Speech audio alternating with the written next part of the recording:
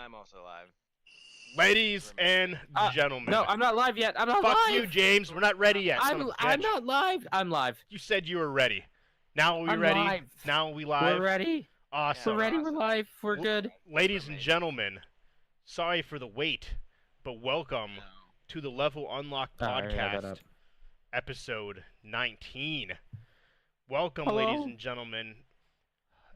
And crazy news to start off the bat. We have not one, but two special guests after 19 fucking episodes. And many people who were supposed to special guest never showed. And we get 2 for 1 special. Yeah, we do. So, to start off the bat, let's introduce them. In the middle of my screen, I'm guessing it's the same in the other ones, we have Mr. Nate James. Nate, introduce yourself to the people. How's it going? I'm Nate. I'm just here, and I'm a special guest, and I'm happy to be here. What do you do, man? What's your gamer tags? What do you like playing? What do you like doing? I play a lot of. Right now, I've been actually, considering it just became free, I've been playing a shit ton of Borderlands. Waiting for the next Monster Hunter DLC to drop, so I can start getting back into Monster Hunter. Yeah. Hell yeah. Apex. I stream Apex every now and then. I used to go by a tag called Blur, but I am YF Kitsune. YF Kitsune is my thing on like all platforms. So, also, is it okay if I throw a shameless plug? Is that fine with you guys? Go ahead, bro. Go for it. Sure time. I'm a co-host of a podcast called Bombasticast. We have 9 or 10 episodes. We're on a bit of a hiatus because my co-host is in the middle of moving to New York, so that's fun. But yeah, that's a little about me. Good shit, man. Well, welcome. Thanks for coming out. Welcome. And our second special guest, I will let Mr. Splash Screen Gaming himself introduce. She left. She walked away. It's not on screen anymore. But Schroeder, go ahead with the introduction. This is my lovely Miss Anna. Hello, Miss Anna. Hi, Anna. Hi, Miss Anna. Hello. She's saying hi. You just can't hear. What's up, guys? Hello. Hi. Why don't you tell us a little about yourself, Lady Do? My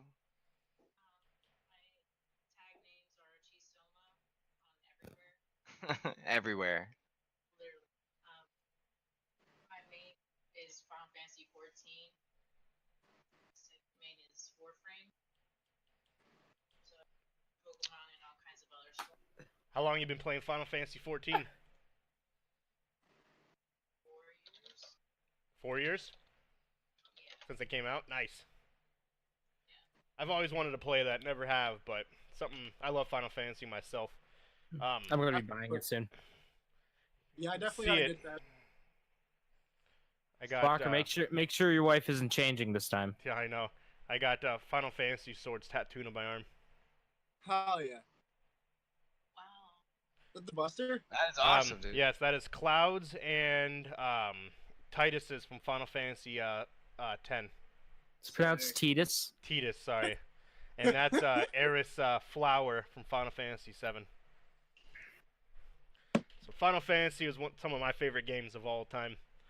I thought you just spit out a whole bunch of drink, Nate. Oh. When you did that, instead of vape, I thought you just spit out a whole bunch of water, like Triple H style. And introducing us, as always, I'm Jeremy, Captain_Geach15 on all of the platforms except Instagram. Captain Geach15 on on Instagram, Captain Geach15. Jesus Christ. James, next to me, kind of next to me, not really. Mr. People I Hate. Across the Nate way. Exactly. The Nate Mr. way. People I Hate Studios. Mr. Hello. People I Hate 10 on Twitter. Wow. I got that right because I'm amazing. Yeah, you did. And at the top, Mr. Jeff himself makes his triumphant return Yes. after a one-week hiatus. After having the death disease for a week. Yes. Yes, After that having a real disappeared. life. That is a Yeah. yeah, I forgot what that was like. I know. After having a real life. Kind of nice. There's been a lot of Pokemon hunting happening. That's good. And Yes. Mr. Splash Screen Gaming on every platform, on every form of the social media, including Pokemon now, I'm assuming. I don't know if you can make a name on Pokemon like that, but Yeah, I think you can. Splash Screen G. nice. I'm Splash Screen G, bruh. There you go, bro. So, how's everyone doing? Who do you want to start with telling about our weeks? Do the guests first, or Yeah, let's do guests first since they're our guests. uh, Now you don't need to talk about your exact week per se if you don't want to. You can talk about your life. yes. What do you like to do? All that kind of good stuff since you're a guest. Anything special that crazy happened in the last week? Anything along those lines you want to talk about? Bring up. Go Or ahead. it could have happened. It could have happened months ago or years Yes. ago. We wouldn't know. Yeah, we have no idea. All right. Yeah, Yeah, no it's idea. true. First, Remember bro. that thing that happened like a couple years ago? That just happened the other day, right? Exactly. All right. Well, so I mean, I guess the past week hasn't been too exciting. Like I said, I've been playing a lot of Borderlands, jumping back into like my childhood, because I played a ton of that when I was growing up. Really excited for Borderlands 3. That's something I've been getting ready for. Let's see what else. I work a lot. Work at Best Buy. Other than that, not a ton of exciting stuff personally. I'm actually working on my esports team that I have with Hell another bunch yeah. from work. So that's cool. We're getting. I don't know if I'm technically allowed to say anything, but like whatever. We're getting. What's it called? The people who give money and shit. Investors. Sponsors, investors. That's what's We're up, getting bro. investors. That's a We're- win. Yeah, dude. It's slowly rising. Strike X. That's my buddy's name. He set everything up and he brought me into it, made me an owner. It's me, him, and a buddy from Canada that we had made. Eh? So that's a lot of what's been going on, trying to get that set up. I've been having for the past actually since it dropped for the name change for PlayStation, I've had like this massive identity crisis, just scrolling through different fucking names consistently, and I finally landed on one. Like I said, YF Kitsune on all platforms. YF is your friend Kitsune. And I've been just getting things ready for YouTubing and streaming. I'm setting up my room right That's next what's up, to bro? Yeah, thank you. Good feeling, man. It is, because like I finally have money and I can finally start doing stuff that I like. It's nice to finally have money. It It is. is. It's super It's nice. useful. Like in the other room, it's gonna be my studio. I have a nice little couch I just bought, and I have let's try that again. Two TVs over there, so I can have like multiple things running. I can game. I can be on my PC when I get that, because that's what I'm working towards next. Other than that, I skate. If we want to talk about like life and whatnot, I'm particularly much better at like BMX. That's what I like to do in my free time from not Nice. like, gaming at the house. But yeah, also just grinding, man, guys. I'm just really Making that trying- bread. The hardest Trying to working make people that in the one. room. Yeah, I like that. I'm turning and can't stop. I would just like to not have to work an actual job, and I want to be able to make a name for myself in the social medias. That's a little about me. That's my intro. So, Good shit, man. my God. Well, that's what's up, bro. I like it.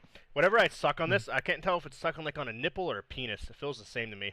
It's like What's the difference? I mean, It's not much. realistically, it's the same thing, Both right? both It is. produce milk. So it's strange. It's like for those who watch the audio who are only version, listening to it's a water pack that I've just been drinking, but it's like it's like it brings me back to being a kid. It's like Like your Capri Suns. exactly. Shit was $15 at Walmart. That's not bad. I don't use it because I don't go outside. But now that I'm a diehard Pokemon hunter, I'm running around with my Jesus spears. Just, Fucking Christ. ah! I hit a little kid the other day by Pokemon accident. Hunter. Oh, Yeah, you're I gonna was give going James after- you're gonna give him anxiety by using the wrong terminology. Well, I was going after a Kabuto. It's like when I said I play as Zelda and instead of Link. Still one of my favorite podcast moments. But Jeff, It's getting me out of the house. Jeff, no, guy. no, You know how long shut it's been the since I had fuck vitamin up. D? shut up. All right, You're not a Vitamin D doesn't Pokemon even- hunter. Dude, my You're not main... hunting to kill I'm them. hunting. You are capturing them to train them. You're a No. fucking trainer. No, when Yeah. I figure it out, I'm gonna pull them out and I'm gonna have me a rat-a-tat sandwich. Well, that's fine, but that's not canon. That's disgusting. I'm not gonna. What do I look like, a fucking It's probably monster? very gamey. No, It's probably I'm gonna very have- gamey. I'm gonna have like a Pidgeotto. No, that's gross too. Come on, help me out here. What would be a tasty Pokemon? Muck. Ugh, cuck, Start popping them Electabuzz. There you go. Muck. Cuckamon, There you go. the Cuckamon, your mama. So let's go to the top corner here. I know I'm pale aim right. That's why I'm What? going down the sun. My main fucking food group is monitor light. So you two, let's talk about your guys' week. Kind of one and the same. So let's go over your week together. The last 2 weeks actually. How's everything Yeah. been? You don't have to. You Yeah. don't have to go and you don't have to talk about anything if you don't want to. Wow. But that's all up to you guys. But so what's been up, guys and Who gal? talked to? I'm talking to you two. Us? Yeah, go. Yeah. I just told you he was fucking hunting Pokemon. He's been in the Florida wilderness. I jumped over a fucking Shroomish or whatever. Shroomish? A No, we was- Shroomish. Yeah. I got all fucked up. Fucking Christ. Poofed out a bunch of purple smoke. Had me fucking tripping, dude. Nah, but for real, we've gone to like Central Park and this place called the Sponge Dock. It's like I guess the only place in the world where oh, there's the echo should be gone. Only place in the world where actual sponges like happen. Oh, wowza! We just got a new Sponge. follower. What's up, bro? Nice. Welcome. This is the podcast. We do this every Sunday. And we talk about video games and movies and anime and butt stuff and all kinds of wonderful things. Great show. Conspiracies. Yeah. But we don't got any of that today. We only got news. Oh yeah, a lot of news because of all the events going on. What is it? What all going on? E3. Yep, E3, we had the Nintendo Direct. We had everything. we did. He says, butt stuff. Yeah. See, that's the plug right there. It The is. butt stuff plug. The butt plug. The butt plug. The butt plug. That's all you need is a butt plug, and your show's gonna go viral. I like it. So I James, mean, I have a bottle. This could be kind of used as a butt plug. You gotta be careful. It's glass. That Hey, could you end know very what? bad, You gotta live with the little dangerous life. you I do. suppose. Turn people down a tad. You can use this as like an enema. You're offending my audience. There you people. No. Aren't you happy you came on, Nate? Yeah, welcome. Yeah. Welcome, man. Guys, this is the podcast thing we do. So Told you, it's what else terrible. you guys do all week? You two? Just hang out, play Nintendo. Some snuggling, some butt stuff. Nah, we've just been running around, hanging out. We saw the Pokemon movie.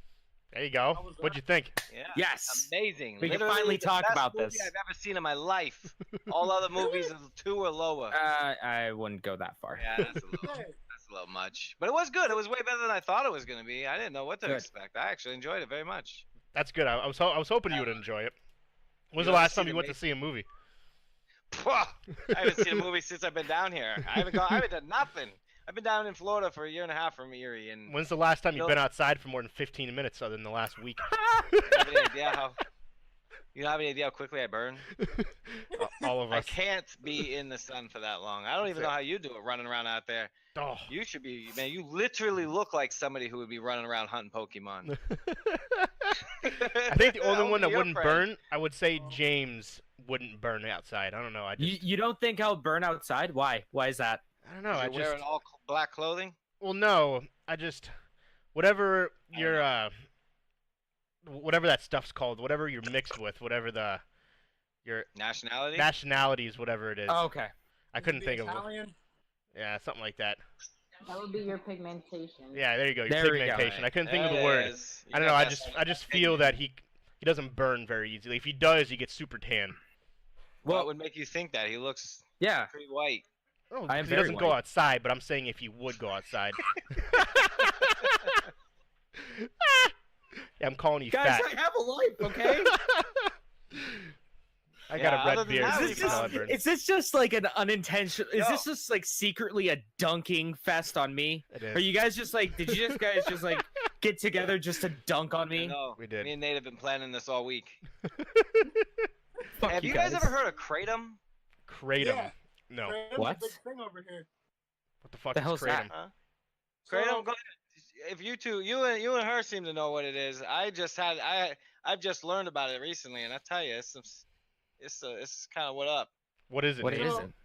essentially, I mean, I know like the basis of it. She might know a little bit more than me, but kratom itself is you can either take it in capsule form, or you can like mix it into tea or just like water. It's kind of like levels you out, I guess, is the best way to explain it. It stops all like the high activity. It kind of like puts you on like this nice plateau. It's like a depressant. not necessarily. No. Sort of, but like way less like than everything else. It's natural. It's completely herbal. Right? There's no effect to the head. Yeah, there's no high at all. It's completely normal and like medicinal. But now all of a sudden, people are starting to look at kratom as like a bad thing. Like at least here, because it's being used in such a high like consistency. There's so many people that like need kratom, quote unquote, to like use their fucking day for whatever. That doesn't make sense to survive throughout their day. So they're addicted to it. What's your But, perspective like, on it? You can be addicted to cheese too. So like it's I mean, I'm addicted to cheese. I am addicted to cheese. I feel it. Like I get it. I'm the same. But yeah, like Okay, kratom's so pretty cool. basically, that kratom and kava are from roots. So you're boiling roots, and then you have yellow, green, red, something else. But basically, they're different strands. So one is for pain relief, one is for energy, the other one's to sleep. Is it The legal? other one's to focus. Is it Yes, it considered is legal, legal. or is it like considered like a banned substance? Yes, it's considered legal. So basically, a lot of people who are coming off of drugs and stuff like that, they go to kava bars, and that's when kava kind of helps them calm down from all the drug stuff, especially those who kind of just got off of it. Nice. So I just So found it out. helps them out tremendously. That's kind of cool. So I just found out we have an edible shop in downtown Tucson that sells Nice. edibles. It's a huge ass sign. I was like, if I wasn't trying for the police academy, I would go in there. But Oh yeah, I forgot you were that guy. Everybody, shut up! Don't say another fucking word. what about you, James? How was your run, week? You should run the Not a Cop Twitter account. Yeah, I know, Right. right? How about you, James, sir? How's your week been? I played some Dynasty Warriors. That game's Ooh. fun. I went to Sounds like Cleveland that, to I went to Cleveland to watch a baseball game. Yeah, that was my week. I was like the anticipation. You played Monster Hunter. Was that this week or last week? that was Oh no, this this was this week. Yeah, I played Monster Hunter. Started working on my bow build. That fucking weapon is awesome, and I love it to death. Good 20 shit. out of 10 would recommend. Good shit. And I have a growing fear of the 15th for my Katamari Damacy reroll review to be set to be released, but I have literally nothing done. It's gonna be huge once he gets it done. It No, is it's gonna be not. epic. I think it's gonna be big. I still need to have people read over the script. Good shit. For myself, very interesting start to the week. So I never really checked my email. So as you know, Schroeder and James, I had applied for the police academy. You weren't here, so I didn't tell you this, Schroeder. But I emailed a lady withdrawing my application from the police academy because I know that I'm not going to be, unfortunately, in physical shape for the police academy. That's perfect shape. What do you mean? All the you're like the little you like. Never mind. I'm not gonna say anymore there. So I email a lady. So instead, I'm going to be signed up to be a police volunteer. So I email her. I do the fingerprints, everything. She's like, "Okay, cool. I'll withdraw your application." So, not thinking about it, I don't check my email. So on Friday night at 10 o'clock, I check my email, and it says, "Congratulations, you have been selected to partake in the Police Academy Fitness and Written Test. Please join us tomorrow at 8 a.m. for a practice fit test." I'm like, Challenge accepted. fuck me. I'm like, That's like I gotta get in fit my head. now. I'm like, okay, like this is awesome that I got through the first step, but unexpected because I stopped working out. I only worked out like 4 times, but I withdrew my application like a week and a half ago, so I had literally no plans of doing anything, and I get that, and I'm like, okay, this is Gonna be awesome because I'm number 1. exactly. So then I participate in the fit test. I fucking do horrible. I'm like dying, exhausted. It's So what the goals are? It's a 1.5 mile run. The minimum expectation's 12 minutes and 50 seconds. It's however many unlimited time push-ups you can do, and the minimum you have to get 40% or higher. So to get a 40% for push-ups, you have to do 27, which doesn't seem like a lot, but when you haven't been working out, it is. And then it's as many sit-ups as you can do in a minute, and the minimum is 31. Sit-ups are the bane of my existence. And then it's a 300-meter sprint. And the expectation for that is, I think, like 47 seconds. I doubled that time when I did the sprint. I was at 80. It was so bad. So I have to shave 5 minutes off my 1.5 mile time. And get the kicker. The actual test is June 21st. Oh boy. You can do it, bro. If anybody can do it, it's 100%. You got a week. Yep. So What are you doing here? Go work out. I know. So I have to shave 5 minutes off.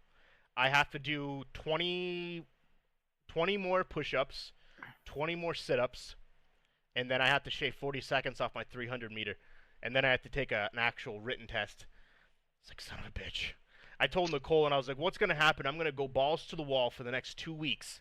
And then at like the day before the test, I'm going to get an email saying your application has been confirmed and has been withdrawn from the police academy. I'm going to be so fucking mad. I asked my wife, and I was like, should I email the person that I withdrew my application and tell them I didn't withdraw it anymore? Which I think I should, because I don't want something fucky happening and all of a sudden I get screwed. But I also applied to be a firefighter. If this doesn't work out, I'm gonna put my hat in that.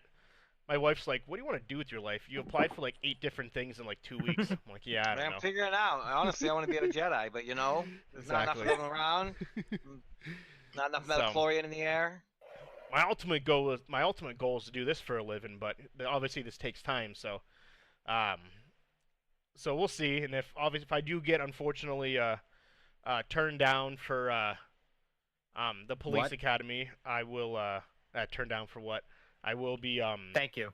focusing on my the firefighter, which isn't until August. So because August still a firefighter, you still have a fitness test. So, but That's more time though. it is. It gives me Right. more time and it gives me something to focus on. But yeah, that was wild week. I came home and I fell asleep for like 4.5 hours. Dude, that sprint killed me. The rest of it sucked, but I haven't done a full-on sprint since high school. Like gym class, high school. So I was like, I think I can. I literally like fall on my knees and I'm done. One of the guys was like, "Dude, get up, stand up." So I stand up. Like one of the recruiters comes up to me and he was like, "How much have you ran to prepare for all this?" And I was like, "Do you want the honest answer, or you just want me to tell you something fake?" And he was like, "I'm gonna guess you haven't ran at all." And I was like, "Yeah." It's like I haven't been running, and that's my own fault. And benefit though, I did not come in last. Whoa. That's awesome. Hey. Hell yeah. So I was happy about myself for that. I was close. I didn't come second to last either. Always So- look on the bright sides. I got lapped a couple times by some fucking 21-year-old assholes. Oh, you know how they Fuck do. all you young kids. Young whippersnappers. It's Two gonna days. happen. I'm 21 and I guarantee. Yeah, you Nate's it's Nate's the less- youngest one here. It's weird. I'm not the youngest one of the group right now. And I wasn't the youngest either. I mean, I wasn't the oldest. I thought it was gonna be me versus a lot of 21-year-olds because you have to be 21 to apply. But no, there was people that were in their 40s. Whoa. So yeah, there was Nice. people in their 40s, so I didn't feel as bad. They did beat me in the runs, so I do have a lot to work on.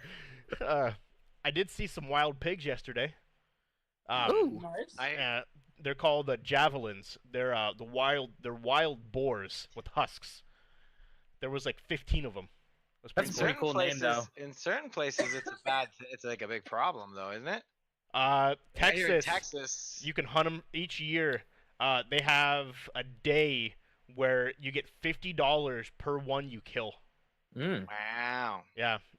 There you go. It's Make a living doing that. Dale actually last year he was like, dude, I want to come down during that day, and me and you can go hunt them. It's $50 per, maxed out at $500. Nice. So yeah, but it's a bad it's like a couple of towns, like they basically overrun these wild boars javelins because they'll attack you if you get too close. Well, yeah, and they eat all your, like, if you're a farmer, they mess your stuff up, and their butt. I'm just picturing in my head right now just a bunch of people on their merry little ways and just walking around town. Then all of a sudden, just everything is shaking, and they're like, "Welcome up the ridge!" And there's That's like Jumanji. this swarm of javelins coming towards you. No, it was fucking weird because I'm looking over, I'm taking my dog out for a walk, and he's growling. I'm like, what the fuck are those? And I look over and like under the light. I was like, no way. It's like, that's fucking cool.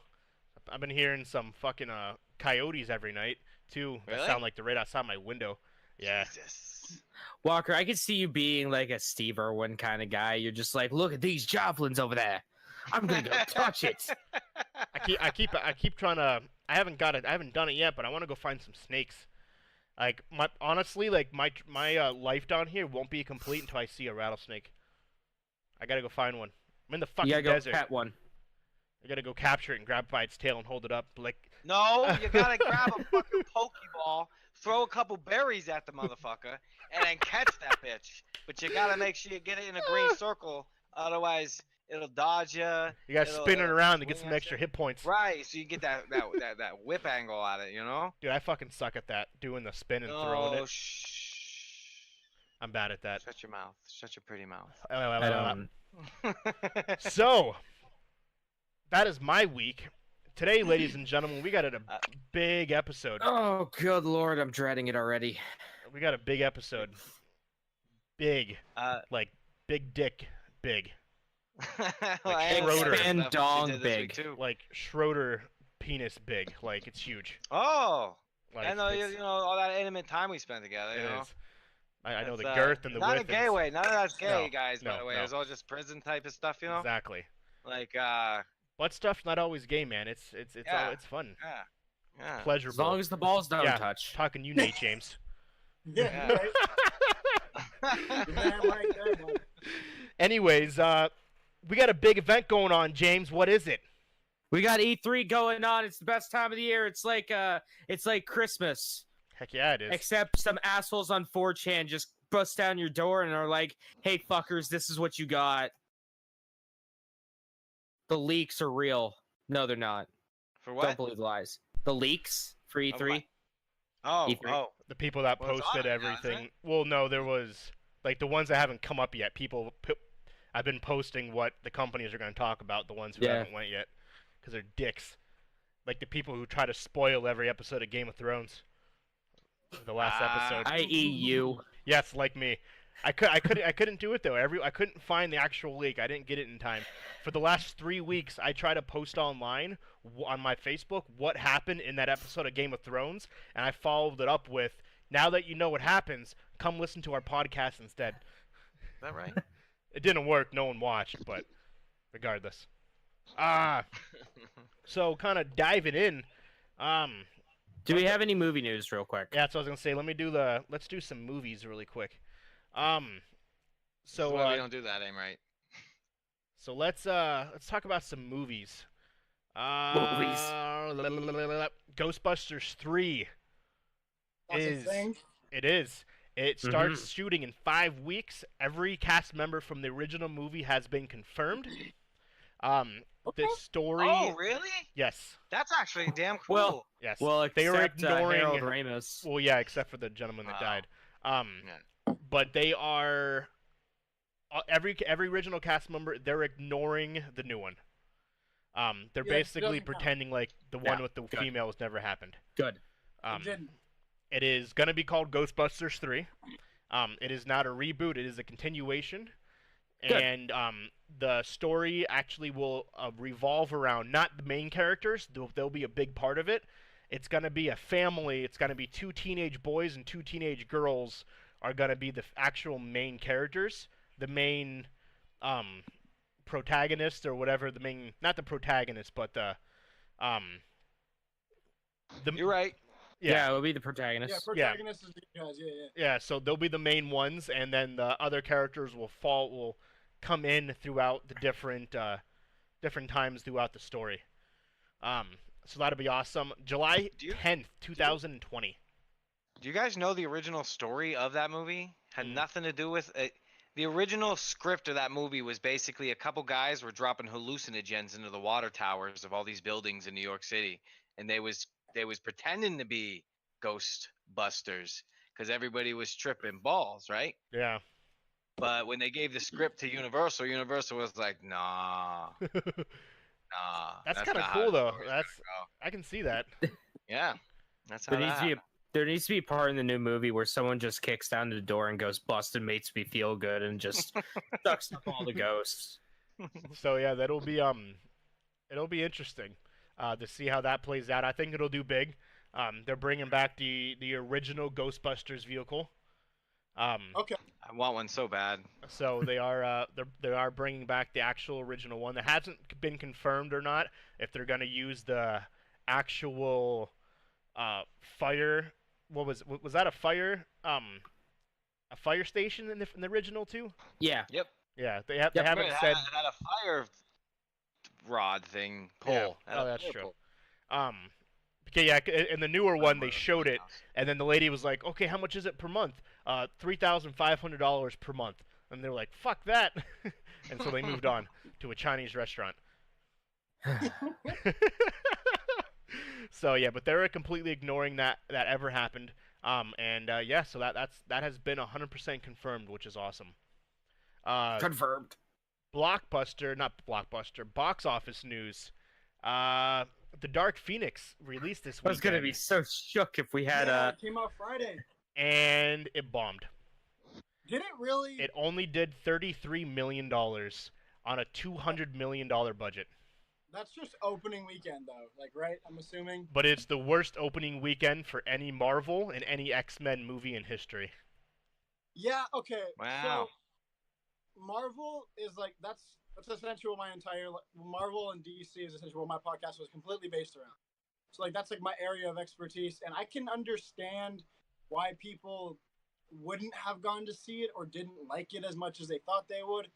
It's not your traditional story. Nope. The Dark Phoenix saga is entirely its own saga. It's not supposed to be full-blown connected to everything else.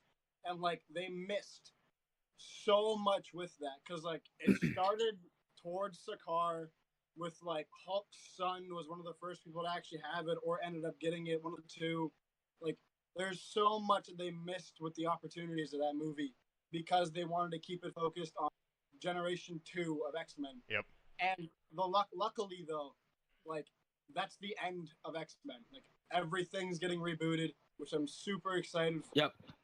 And, like, the end of Phase 3 is the new Spider-Man coming out, which I'm so excited for. Yeah. So in about a month.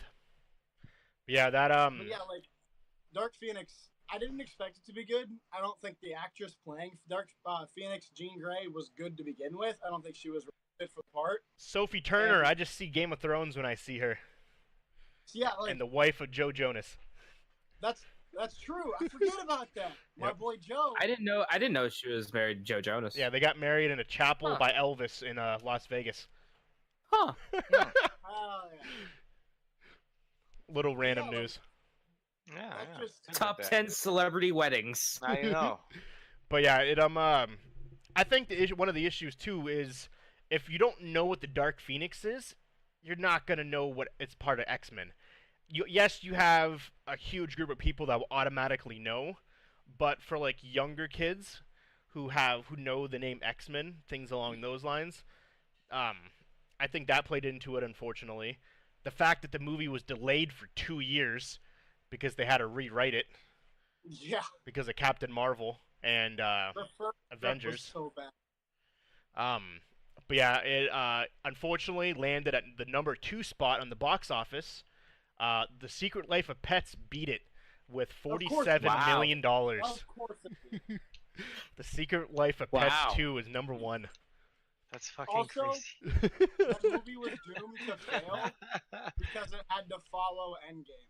Oh, 100%. Like, it has nothing to do with and it. Detective Pikachu. Yeah. That movie. And to follow Detective Pikachu. That's the most important thing. That's hard to do. Endgame was like one of the best movies of all time. Just saying. Oh, it was phenomenal. But yeah, in terms of, I'll have to let her know I'm streaming so she doesn't take her clothes off in midstream. Don't say those things. She won't let you stream anymore. Stop it. I know. So yeah, in terms of ranking, 33 million was number 12. The Wolverine was the second worst, which I'm shocked. The Wolverine did 53 million. X-Men did 54. X-Men First Class 55. X-Men Apocalypse 65. X-Men Origins Wolverine 58 million. X-Men United 85. Oh, I forgot X-Men United was a thing. Yeah.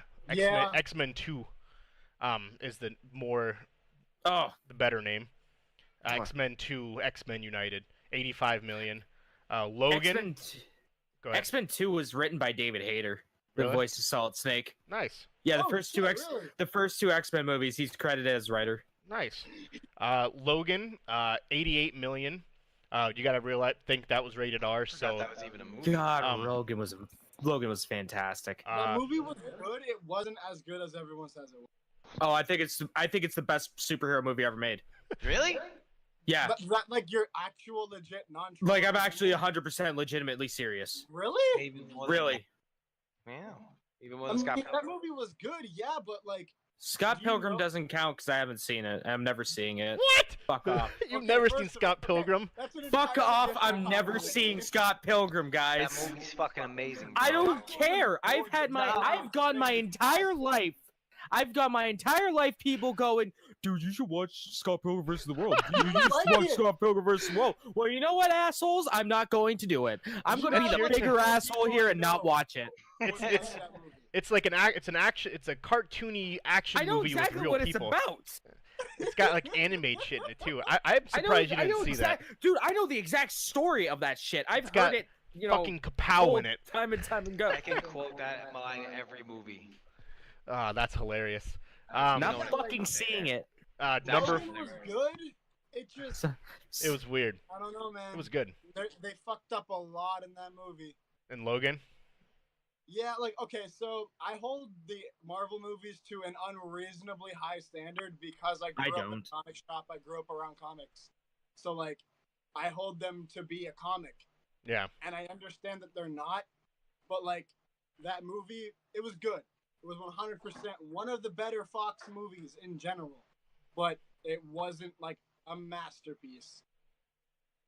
I agree. Well, none of the superhero movies are masterpieces.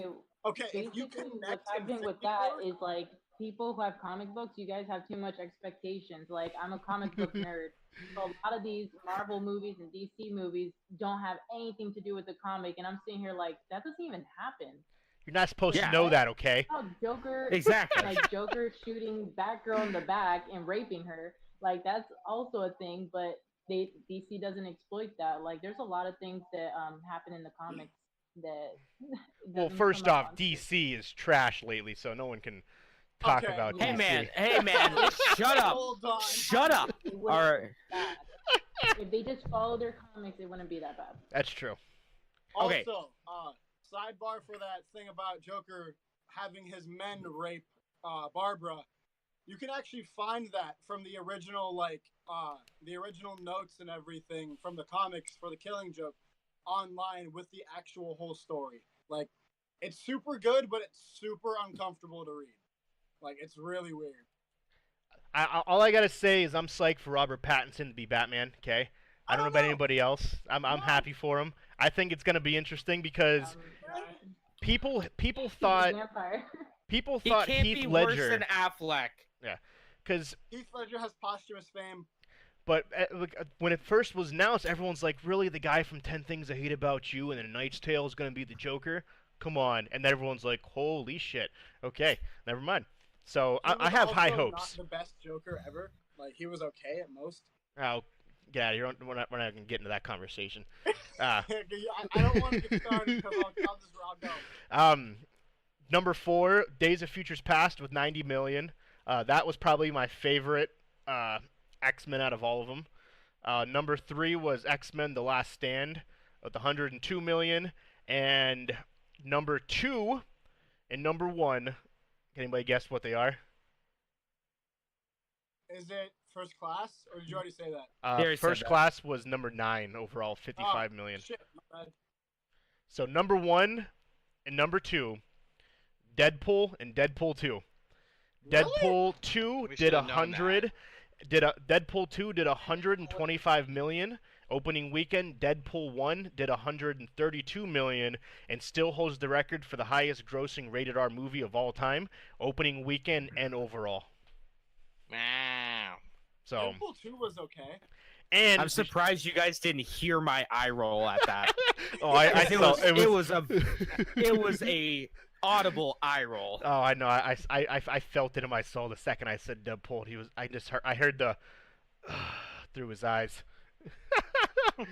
But Deadpool is such a unique character. Like, he was also one of the only characters in comics that actually understood himself as being a comic book character. Yep. Exactly. So he'll talk to the audience like, "Hey, by the way, this crap is going crazy." He works great in comics.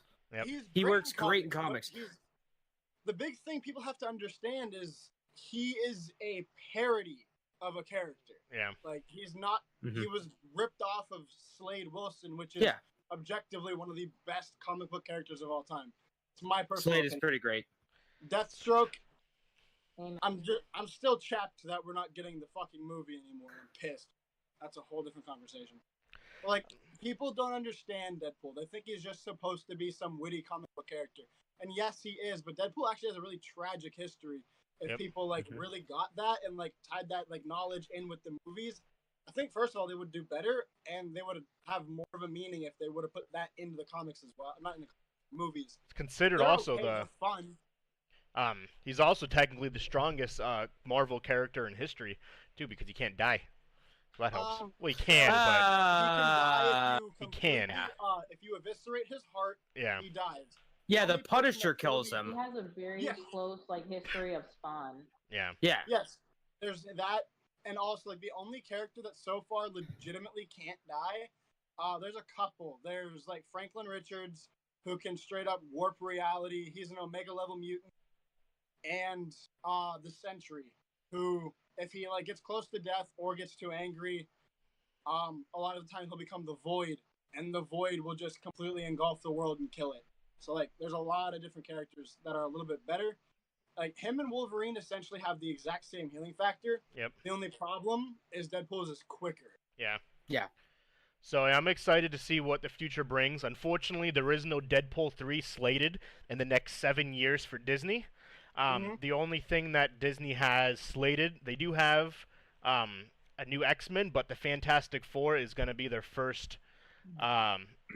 according to what it's rumored, Fantastic Four is going to be Disney's first movie, because the Fantastic Four play a huge part in the Avengers, but obviously they're not in the Avengers, but they will be in the future. Oh god, the Fantastic Four. And then, speaking of Avengers, in terms of a box office money record update, they were only $58 million away from beating Avatar for the #1 movie in history in terms of... It's not going to get it. You don't think it will? It 100% is. It's not going to. It's going to be hard. Well, It's too late. Man, I'm going to have to disagree with you on that, because Today. There's, like, a couple minutes of fighting, and then, like, talking and chilling, and then a couple minutes of fighting. So like I don't know, Pikachu kind of rivals that one and or beats it. Yeah, Of, thank all you. the action that Pikachu has Thank you. versus what I Ankh was has. saying that since The I Pikachu watched it. movie was incredible. Detective Pikachu is a way better movie than Infinity War. Fucking at me right now. That's objectively Or wrong. Endgame, whatever the fuck the name is. That's so incorrect. It's But yeah, 100% right. Just get off your. I haven't seen Infinity Wars yet. It's gonna be not it's Infinity War, it's gonna Endgame, be guys. interesting. Or- Endgame, yeah. sorry. Keep fucking saying that. Yeah. Endgame. So it's gonna be a stretch because the movie's already been out for a month, and movies. Exactly. It's known history that after it's been out for a month and then it has other movies that it's going up against, it does significantly Detective worse. Pikachu. Well, no, Disney's going up against itself for the next month and a half. It's got Yeah, it Toy is. Story that comes out next week. It's got The Fucking Lion Disney. King that comes out the beginning of July, and then it's got Spider-Man. So it's got 3 movies in a month time that it has to go up against. So to get Plus, like, $58 just- million over a month in that time Yeah, it span, just it's released hard. Aladdin too. Yeah, Aladdin came out last week and a half ago, no, last week. But yeah, it's got next week is Toy Story 4. That movie is automatically going to be huge money. Toy Story 4. You got to think though, people like it was 1995 when the first one came out. It's going to be a lot of people our age that is going to go see it. So that movie immediately is going to be number 1, 100% guaranteed. Which one? Toy Story 4. By far, I guarantee that'll be huge. 2 weeks after that's Lion King. That's gonna be a blockbuster because it's the Lion King. And then 2 weeks after that is Spider-Man, and everyone wants to see what happens and how the next phase is gonna go. What are you looking at, James? There's some fucking kids outside of my backyard just shining their flashlights, like doing like SOS signals in my window. I'm like, what the fuck is going on? I think they're trying to tell you That's something. what I'm looking for. I'm like, what the fuck are you They're kids looking for doing? Pokemon. That's They're weird. hunting. They're hunting the Pokemon. God, Yeah. fuck off. Do they got spears? They got. No, they got flashlights though. I wonder if go they're gonna hunting break with into a my car. flashlight spear at night. Are they gonna steal my fucking icebox? I wonder. Well, better fucking go check on that if they're fucking. Jeez. I don't know. You I don't sound know. so casual. What if they're gonna break into my car? Hold on. I'm just gonna look out my window real quick. Yeah, fucking. Yeah, because this You is should open the LP, window and be so, like, people "Get do off my break into lawn." cars, so let's see what's going on. Get out Um, of here, raccoon. Another Get piece outta of news here. before we go into E3. Right. Final Fantasy. For all the Final Fantasy lovers out there, the soundtracks from Final Fantasy 1 to 15 is now available on Apple Music and Spotify. Every single soundtrack, which is big. That's awesome. Also, too, which is kind of cool, the Kingdom Hearts Orchestra got invited to play tomorrow at Square Enix's press conference, so that's kind of cool. That's Nice. neat. Yeah. So that's big. But yeah, if you like that kind of music,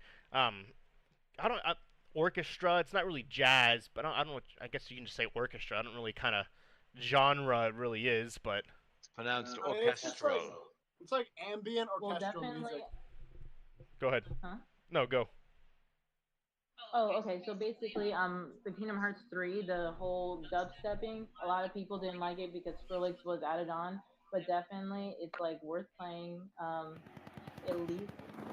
But definitely the worlds could have been longer. I the agree. missions could have been better.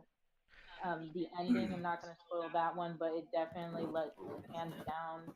My heart is really to Kingdom Hearts. It's captured me since forever, so it is really difficult for So me it to was- say that I kind of let down on Kingdom Hearts 3, but their music is still spot on. Phenomenal. I was saying, James, that the Kingdom Hearts Orchestra got invited to play tomorrow at Square Enix's press Oh, conference. nice. Yeah. So that's Oh, what, in case you were wondering how we got on the conversation of Kingdom Hearts. Yeah. What were those Crisis kids doing? averted. They were flashing at the wrong house. Oh, They were looking for their friends. oh my God. I Kids and their scream out my drug window. dealings. I scream out my window, "Hey, what are you guys doing?" And they're like, "We're looking for a friend." I'm like, "All right, this isn't him." None of your friends They live should have here, been go like, "You away. guys want some cookies?" Well, see, no, it wouldn't have been as weird because they're like, Yeah, I got some popsicles. like in my older fridge. high school kids. So it's like, okay. you know, it's not even creepy at Wanna that come point. in No. for some pasta? Okay, I like it. I'll So- make you some of my Cool. special meatballs there, sweetie. So, time for the biggest part of the day, I think. Holy fuck. Actually, not yet. Wait, we have some non-E3 gaming news. Let's go. We got James. Alright, so you guys know the video game Cuphead? Sure. Yeah, Fantastic game that everyone should play. It's on the it makes me so mad. it's on the Xbox and it's on the Switch, and now the first level of Cuphead is coming to a Tesla car near you. Yes. But why? Why not? Dude, I mean, it's hell, just got a 15-inch Elon- screen, so. Well, Elon Musk is trying his damnedest to make cat girls real, and I'm all for that. I mean, if this is his step to making waifus and cat girls real, I'm on board immediately. Boom, I'm feel on like board. Nike can I'm just all do about it. that. Good.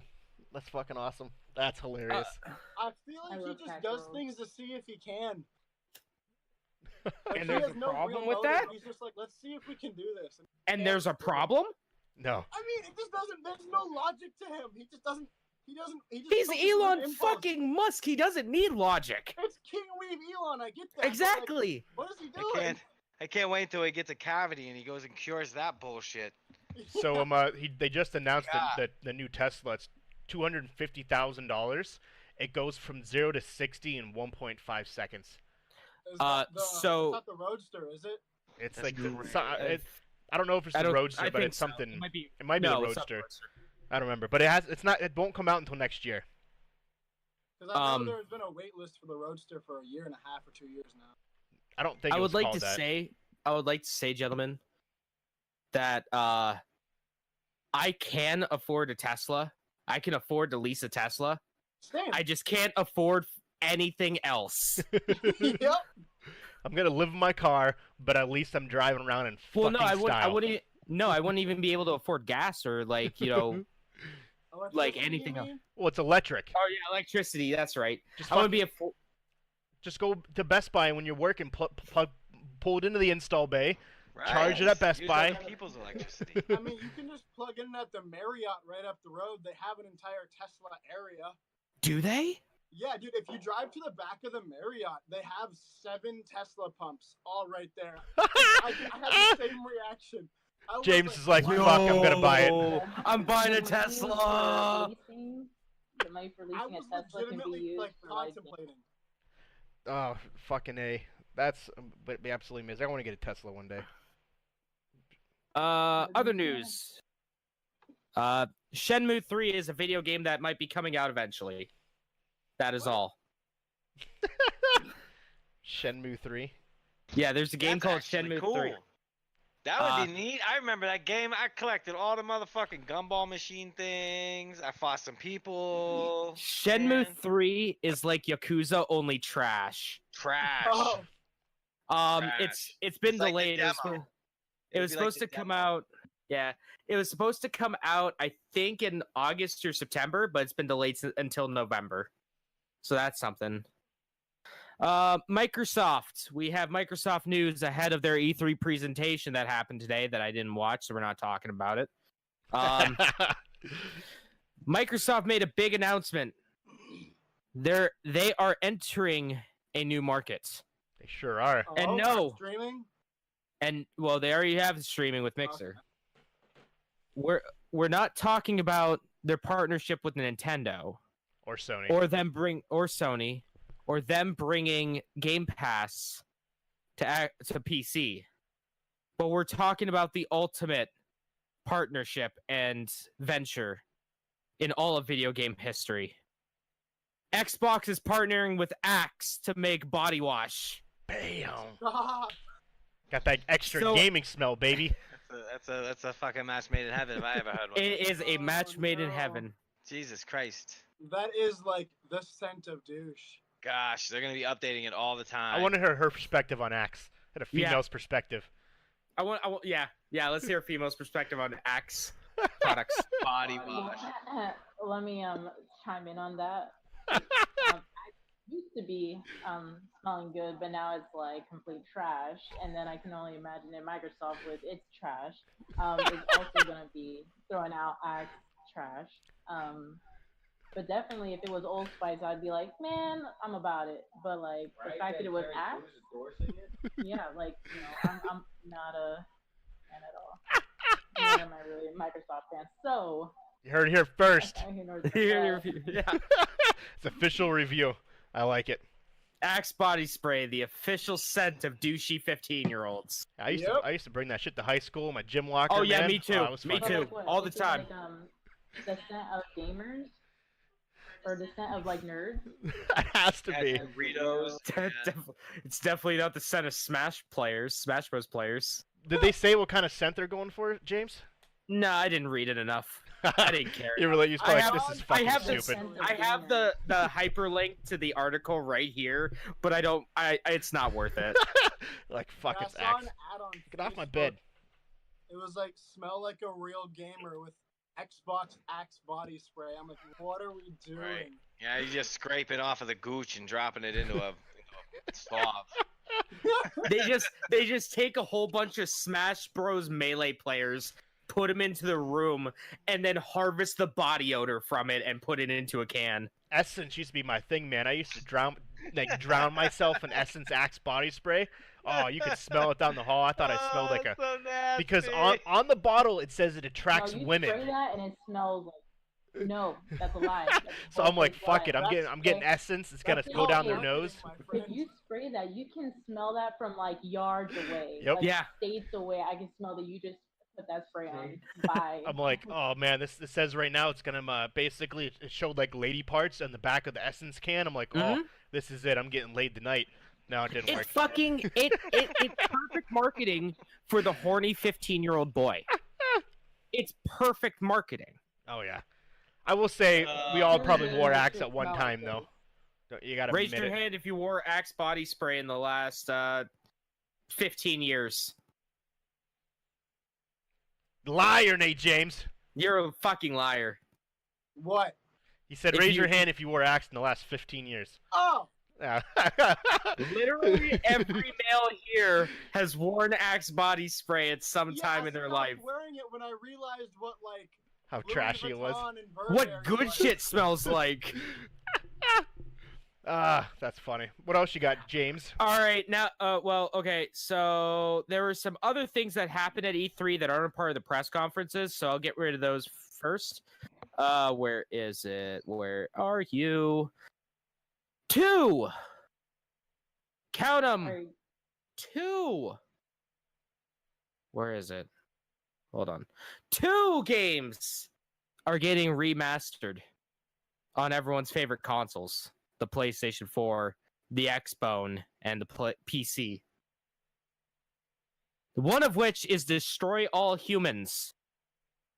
Okay. You guys remember the game Destroy All Humans? Yeah. You play as an do. alien, and you have to go Excited for about and destroy all humans. That game is coming out next year.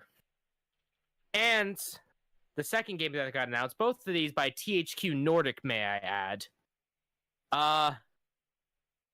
SpongeBob SquarePants Battle for Bikini Bottom, rehydrated. The ultimate meme is coming to a PlayStation 4, Xbox One, or PC in your home eventually. No confirmed release date.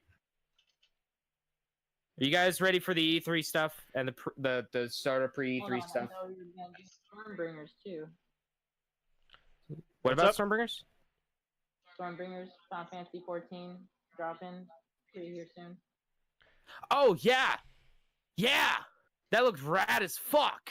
Was that a part of Square's thing tomorrow, though? No, I think it's separate Oh, let's talk because they about had it. a whole they had a whole Yeah, like you spread Final those Fantasy legs, Nate 14 James. This is. Let's see the this is an crotch. extension of Oh yeah, Oh, we yeah, got a peer pressure walk. Get Final Fantasy 14. Everybody say those words to him. Final Fantasy yeah, 14. Final Fantasy 14. I'm trying to get this one to also jump on with me. We have a couple of other people who are playing the same game, and it's cross-platform. We're on Ultros Primal. Keep going into that. Go into that more. going to Cross-platform this. the cross platform is basically PC and PlayStation and all that. We can all play together. We just have to be in the same world. There's also world visiting. It was just in that update. Nice.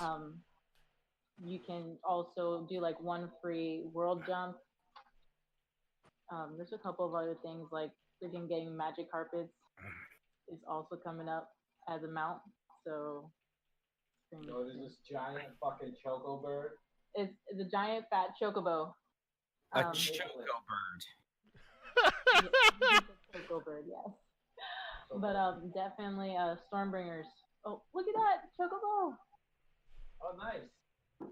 There's so much love for you right now. It's not even funny. But basically, Stormbringers is gonna be the flip side of the light. And bunny girls are coming in, and tiger men are coming in. Good shit. Yes. Aren't they kind of buffing the the Doom Knight or Dark Knight? I think in that. Yes. They're also coming out with the range DPS. Yes. The dancer. Yes. Along with the bunny girls. So switch your person to a bunny mode.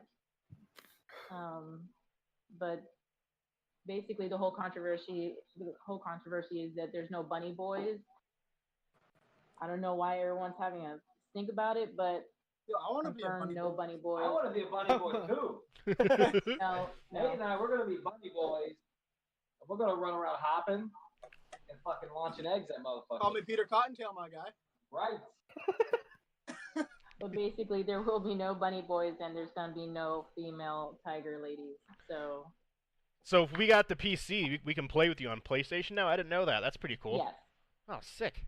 Yes, you can play cross-platform, but you, if you want to like switch over, you have to have like the PC version or the console version, and you have to like do all the downloads through one console. So like right now, I have it on my PS4, but if I wanted to play on my computer, I had to rebuy it all over again, rebuy all the downloads again. So definitely that's something to think about. I just bought it. What you really want. Did you really? Which console? PS4. Well, Yo, fuck. I'm gonna have to buy that shit then. Yo, It's the starter edition, $20. Yeah, and there's a 30-day 30-day free trial. Can you still get it free for on Twitch Prime? Anybody know? I don't know. I don't know. Let's find out, shall we? Yep, there's my message. There's my 2 messages from PlayStation. The videos, the previews, they're freaking amazing. So jump on it.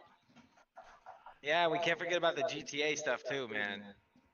What about the GTA stuff? I forgot we were even doing that. I don't even. Stuff do we have? Dude, we have the best server that's ever been made. All of the servers are somewhere low as fuck on that list. Our server's up there.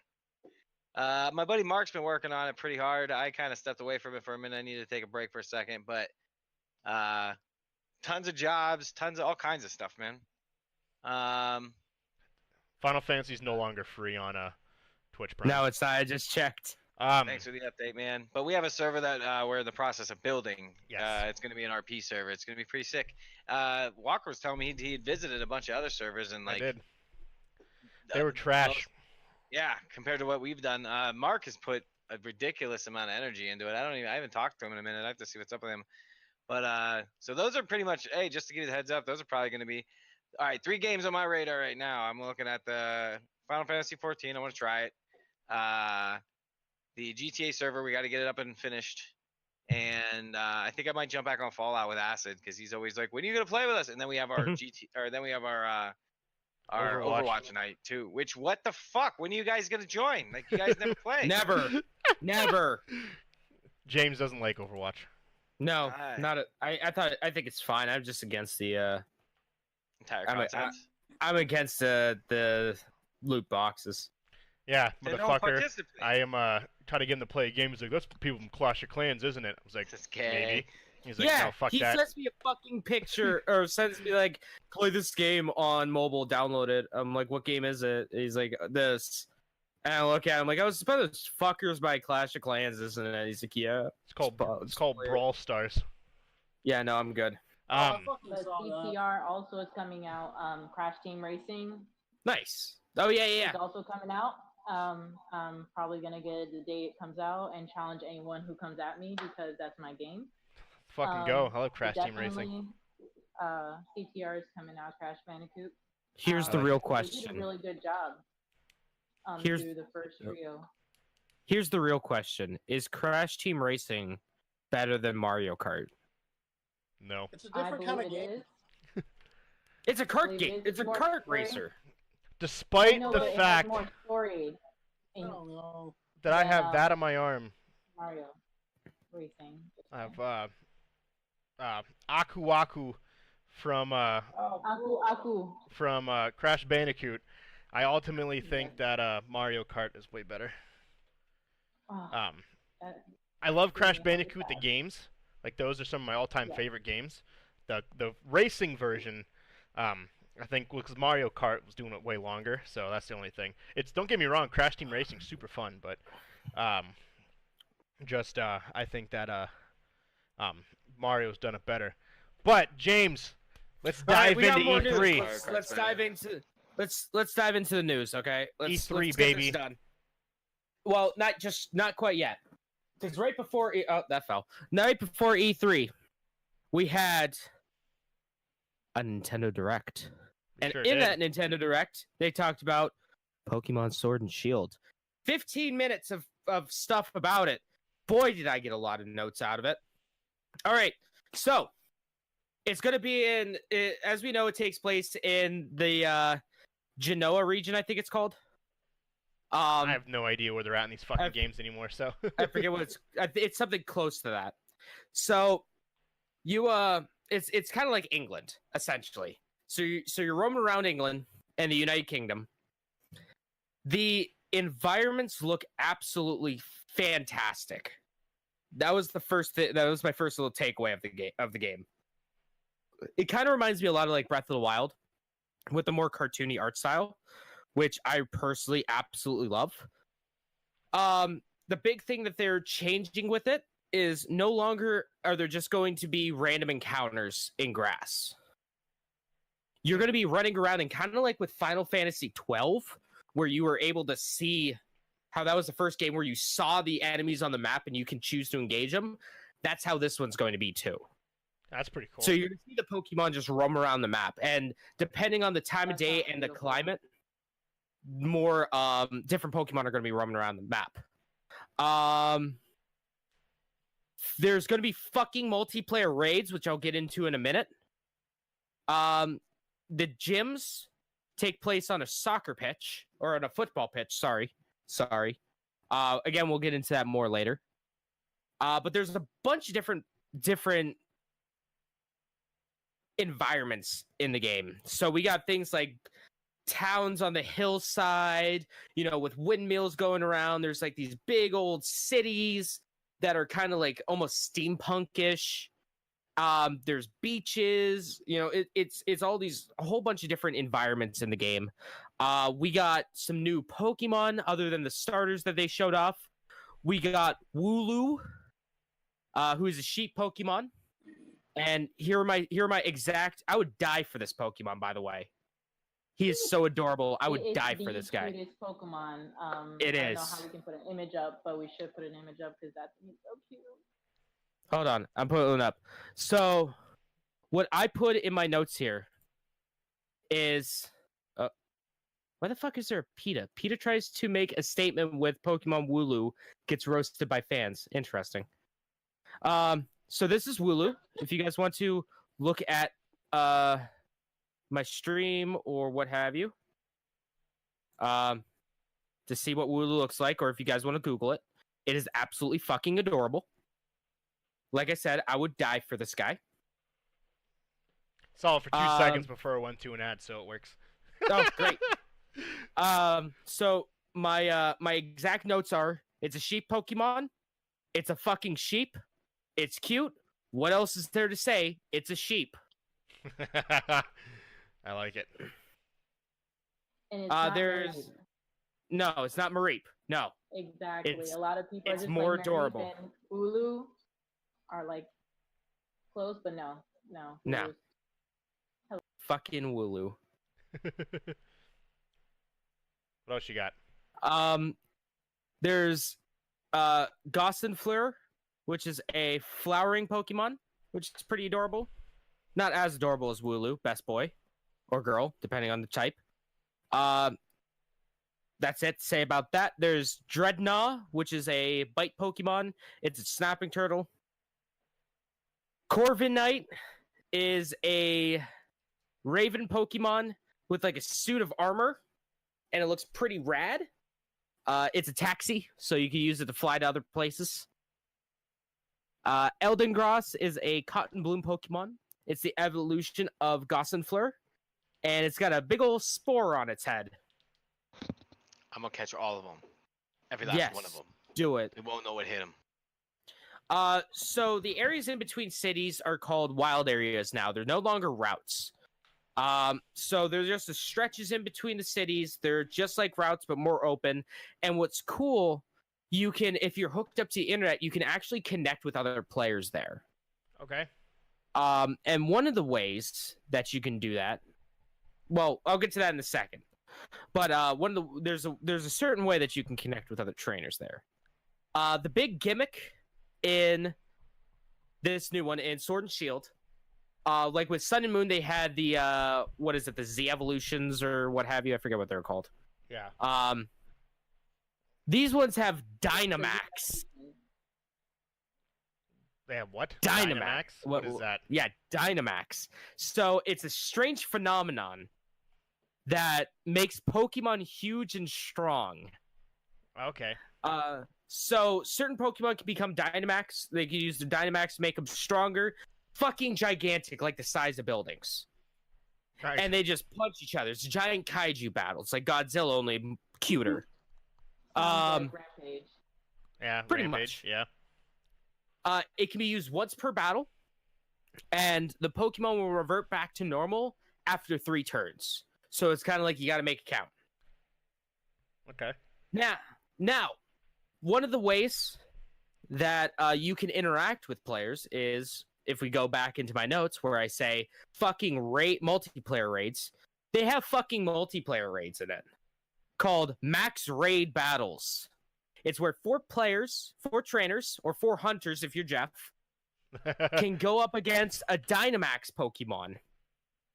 And the wild Pokemon stays in a Dynamax form for the entire fight. So it's you and three either buddies or 3 randos are just taking out this giant Pokemon. They're kind of scattered throughout each of the wildlands or the wild areas. Only one trainer can Dynamax their Pokemon during the fight, so you kind of have to communicate with the other people. You can catch the Dynamax Pokemon. And depending, again, just like in the wild areas, depending on the weather, depending on the time of day, that will change what Pokemon you can find. And then some regular Pokemon will only be found in the wild after you have fought and taken out one of these Dynamax Pokemon. And it supports local wireless multiplayer, so you and a bunch of other people who have Switches and close proximity can play, or you can do it over Wi-Fi. We got some NPCs. No one really cares about them. There's this guy named Leon. He kind of looks like a douche. There's Hop. That's your rival. He kind of looks like a douche. Professor Magnolia. She's Professor Oak. And then Sonia, who's the assistant and granddaughter of Professor Magnolia. Gyms. So gyms, they take place on the soccer pitch. Okay. So being in England, soccer's huge. Take place in a big old football stadium. This is the first time that I can recall where the gyms actually have a huge ass crowd. Because I don't remember in any of the other games. I know in the anime, there were times where, especially during, I think, like the Elite Four battles, where there was like a crowd. Pokemon League. Yeah. There's a crowd there. They're like, yeah, woo, woo, get him, Ash, get him. But now it's actually in the games. So the crowd goes crazy. The They showed off Milo, the grass gym leader, which presumably is going to be probably the first or one of the first gym leaders that you face. He looks like a little goofball. Everyone wears soccer kits or football kits, which is pretty neat. They also showed off 2 of the legendaries. So they have Zamazeta, who is the shield. He's like a dog that looks like he's made out of a shield. And then Zacian, who is the sword one. He has basically a sword in his mouth. He reminds me of that one dude from the Dark Souls dog, or the dude from One Piece. The one that would have the 2 swords and have the sword in his mouth. We also have a hard confirmed date. It's coming out November 15th. And you can pre-order right now, today, the double pack. And it's also included, we talked about it a little bit ago, a few weeks back, the Nintendo game vouchers, where you can get 2 games for your Switch for $100. It's included. It's a part of this that voucher program. So that's cool, too. So that was Nintendo's thing. Pretty rad. I'm excited. Pokemon is also having a TV reboot, TV show reboot. Yes. They also did the creepypasta, a little bit of that, in the new I Choose You.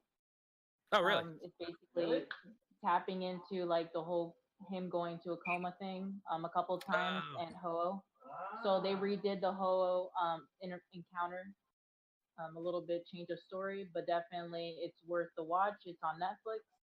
Oh, is it? I might check it out. Hoping we're yes, and they updated the art style, so it's definitely visually appealing. I'm just hoping that they do more shows like the one with Mewtwo and all that with the new remix.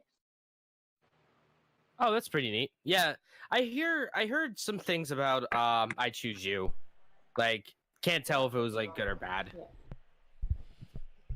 Basically, that he was like dying multiple times and Pikachu died a couple times, like stuff like that. It's like the creepypasta version. So definitely, for the adults that are watching this with their kids now, it's definitely worth the watch. Did you see it? Yes, I did. I saw it with my son. We saw it multiple times already. Probably 7 times. Okay. Is it like in Pokemon 2000 where Ash gets turned into stone? No. And okay, so it doesn't hit you that hard. Okay, good. It does. It okay, like okay. I'm talking about like heaviness. Oh yes, fuck! There is a heaviness. There is a heaviness. Fuck. And, but definitely it's not as oh my god as the Mewtwo movie, but definitely. Well, James has been fucking watching animes lately. It makes you cry, so. Yeah. I know. Hey, man. Watching all that. Depressing animes where you bawl your eyes out. Yep. So he likes that stuff. That's why he was asking if it hit you. I'll have to watch that too. It sounds. That'll determine if I watch it or not. What do you guys mean that he turns into stone? Did you not see the Mewtwo movie? No. He goes Don't in between. Worry, I'm gonna get him there. Okay, yeah. Does he die or something? The character die? Ash. Oh, fuck! It's hot. Is that how? Is that the end of him? That's how he ends? No. It goes out. No. Medusa, trying to catch Medusa. Oh my goodness. Fucking throw Pokeballs at it with a mirror. You. So basically, the 2000 version is pretty much clone Pokemon and regular Pokemon going at it, like white on rice. It's pretty epic. Pretty epic. Ash turns into stone. Definitely, this is not the same. It's definitely more the creepypasta version. Basically, where like Pokemon, if they weren't real at all. He was just crazy. What's this called again? They got electrocuted. I Choose You. Jump up. I'll be back. Pokemon I Choose You. Well, I think Walker, we know what our next anime corner is going to be. I agree. We'll have to have her on to chat it down with us. Yeah. Oh, definitely. I love anime, so I'm definitely about it. Well, you're in the right place. I'm a big anime Yeah, she was watching that anime you suggested. Yeah. I heard that you were watching Your Lie in April. You were trying to show Jeff Your Lie in April. Yes, but he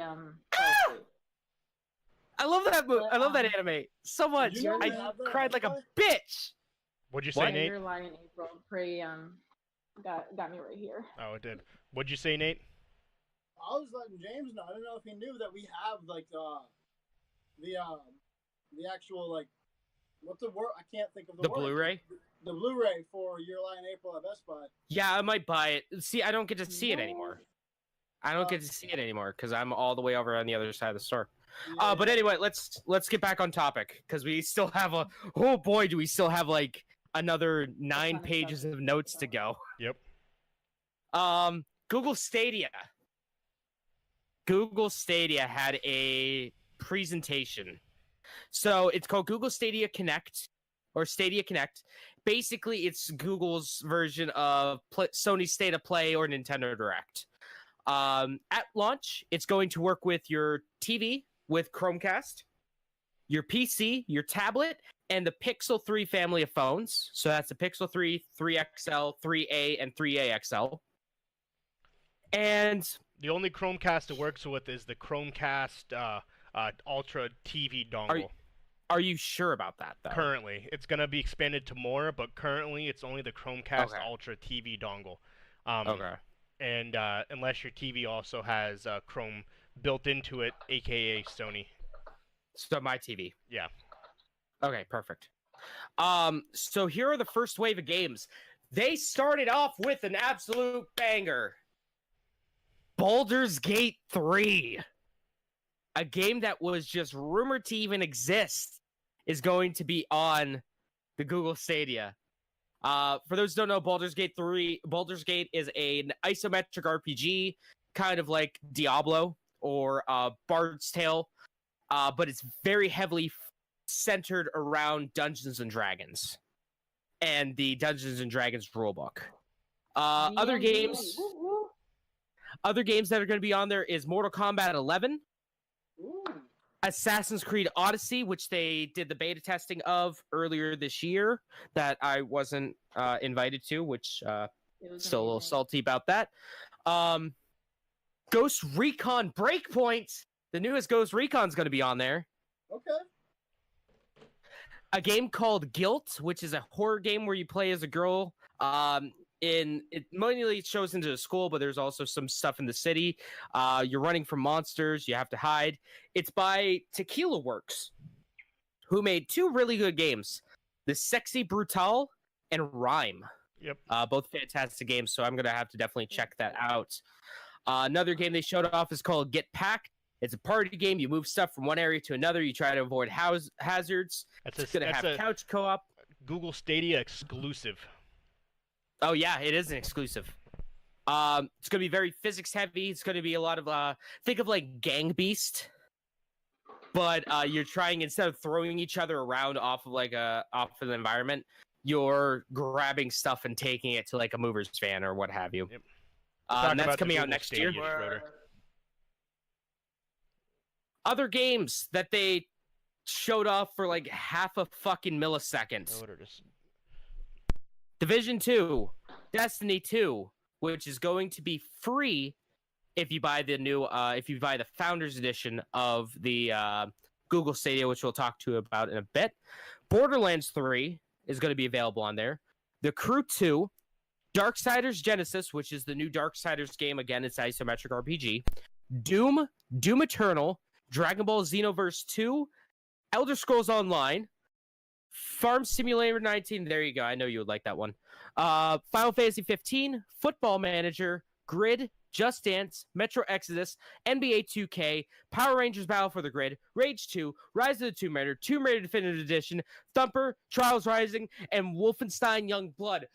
I'll let him take a breath, and I'll take over from that. So, with that, it will be available November 1st of this year. So you kind of have a couple different options. So the Google Stadia is essentially free. It doesn't cost you a thing to physically have the Google Stadia. Where the money comes from, so you have a couple different options. So you have the Founders Edition, It's $130. What that is, it's a starter kit. This is an absolute steal. So it's a starter kit. It comes with 3 months of their premium service, an Ultra Chromecast, and their $70 Elite game controller, which is pretty awesome. A limited, an exclusive, yes, $70 controller, which just looks black to me. So there's a couple things. So there is a free version, and then there's also $10 a month. So what it gives you? So there's a couple things. So when I say it's free to have the Google Stadia. The games are not free themselves. They're gonna, if you have the Pro membership, you're going to be able to get some of the games for free, but not all of them. Yes. So starting off, the only game that comes with the $10 a month membership is Destiny 2. So that has gotten a lot of pushback. A lot of people were like, we're paying $130 for Destiny 2. Yeah, that's not much. Again, Destiny 2. So, they also announced with Destiny 2 is that you'll be able to transfer your saves from all consoles over to this. And what you get for the $9.99 per month subscription, compared to the free version, the $9.99 paid version gives you 4K resolution, 60 frames per second at 60 frames per second, 5.1 surround.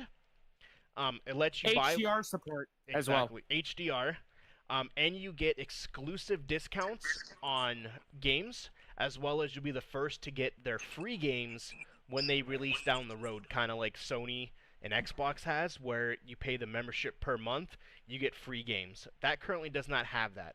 The free membership, where you don't pay anything, the games go up to 1080 at 60 frames per second. The sound is it's only in 2-channel stereo. So one of the biggest confusions on this is, okay, so how do you play the games? So you physically have to buy the game itself at its normal retail price. I love the screen. They can't see this. They can't see this. I don't think you can, at least. My video's having a stroke. Wow, what's going on? I can only see me now. I don't know where everyone else went. I don't understand. We're still here. So freaking close. It's so... You need to do every show like this. Like that close. What? All right, so to go off of what Walker said. Sorry, my wife's talking to me. It's gonna to do the 4K resolution at 5.1 surround sound in the HDR, all that good stuff, all those fancy buzzwords. You're gonna need at least 35 megabits per second download speed. And they said that's all you need. You don't need anything more than that to obtain the 4K. Now, but is it worth it? That's the real question. See, okay, so insert foot into mouth for me. Okay, open mouth, insert foot for me.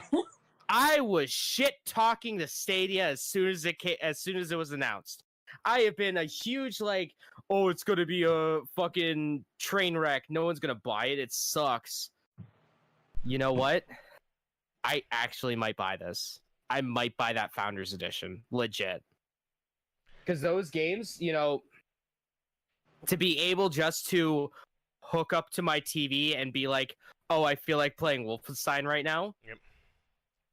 Yeah, I might just do that. And 100% legit. Cool, man. And they did Odyssey, Assassin's Creed Odyssey, up to 35 megs a second, and they said it played perfect on a Google Chromebook. Yeah. And it played flawlessly on a phone. That's amazing. At only the 35 megs a second. So it's gonna be big. The free tier doesn't release till 2020. But it is not a subscription service, as there is no games that are free yet, except for Destiny, but they do eventually want to have a backlog. So once again, for those who are thinking about it, you do physically have to buy the game. So if you want to play Assassin's Creed Odyssey, you have to pay the $40, and then you can stream it through the Google Stadia service. You don't have to pay any money for the Google Stadia at all, unless you want that 4K. But yeah, so that's a huge benefit in itself. To stream at the 1080 speed, they said all you need is 20 megabytes. No, you need less than that. I thought it was like 15. 15 to 20 is what it says. Right. You need less than 10 to do 720. Yeah, if your TV can't even do 4K. So, well, a lot of people will do 4K just because people who have, I don't know many gamers who have under 35 megs. Let's be honest. Yeah. I mean, the base package up here is 100. Yeah. Right. Yeah, 100 megabytes is pretty common everywhere now. So, nowadays, yeah.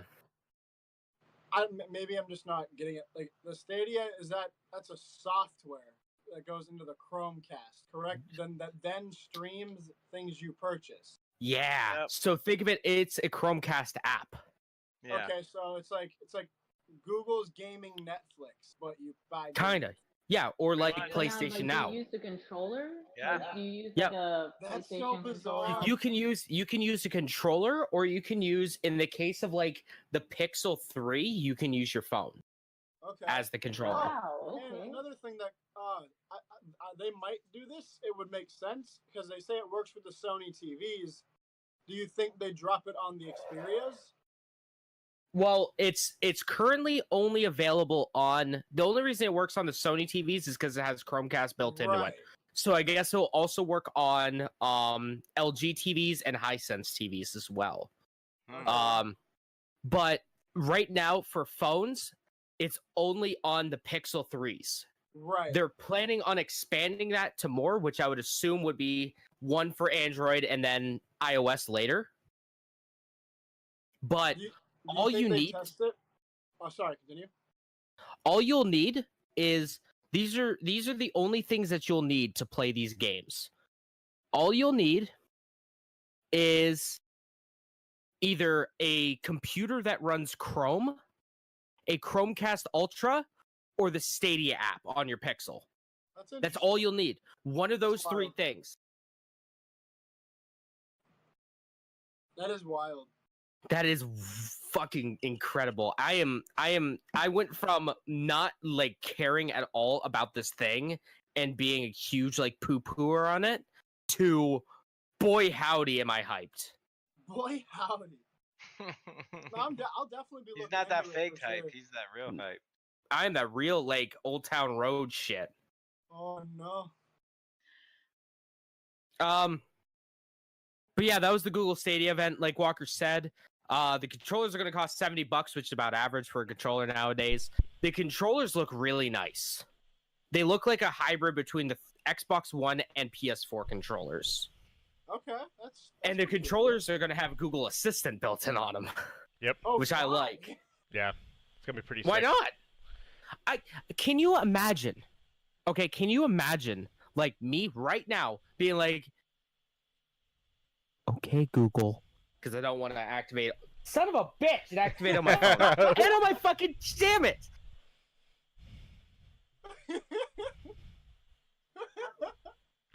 And the cool thing too is James actually has a Pixel 3, so he can actually play the Google Stadia. But imagine me telling my Google Home, "Hey, play Assassin's Creed Odyssey on my TV," and then boom, it just shows up.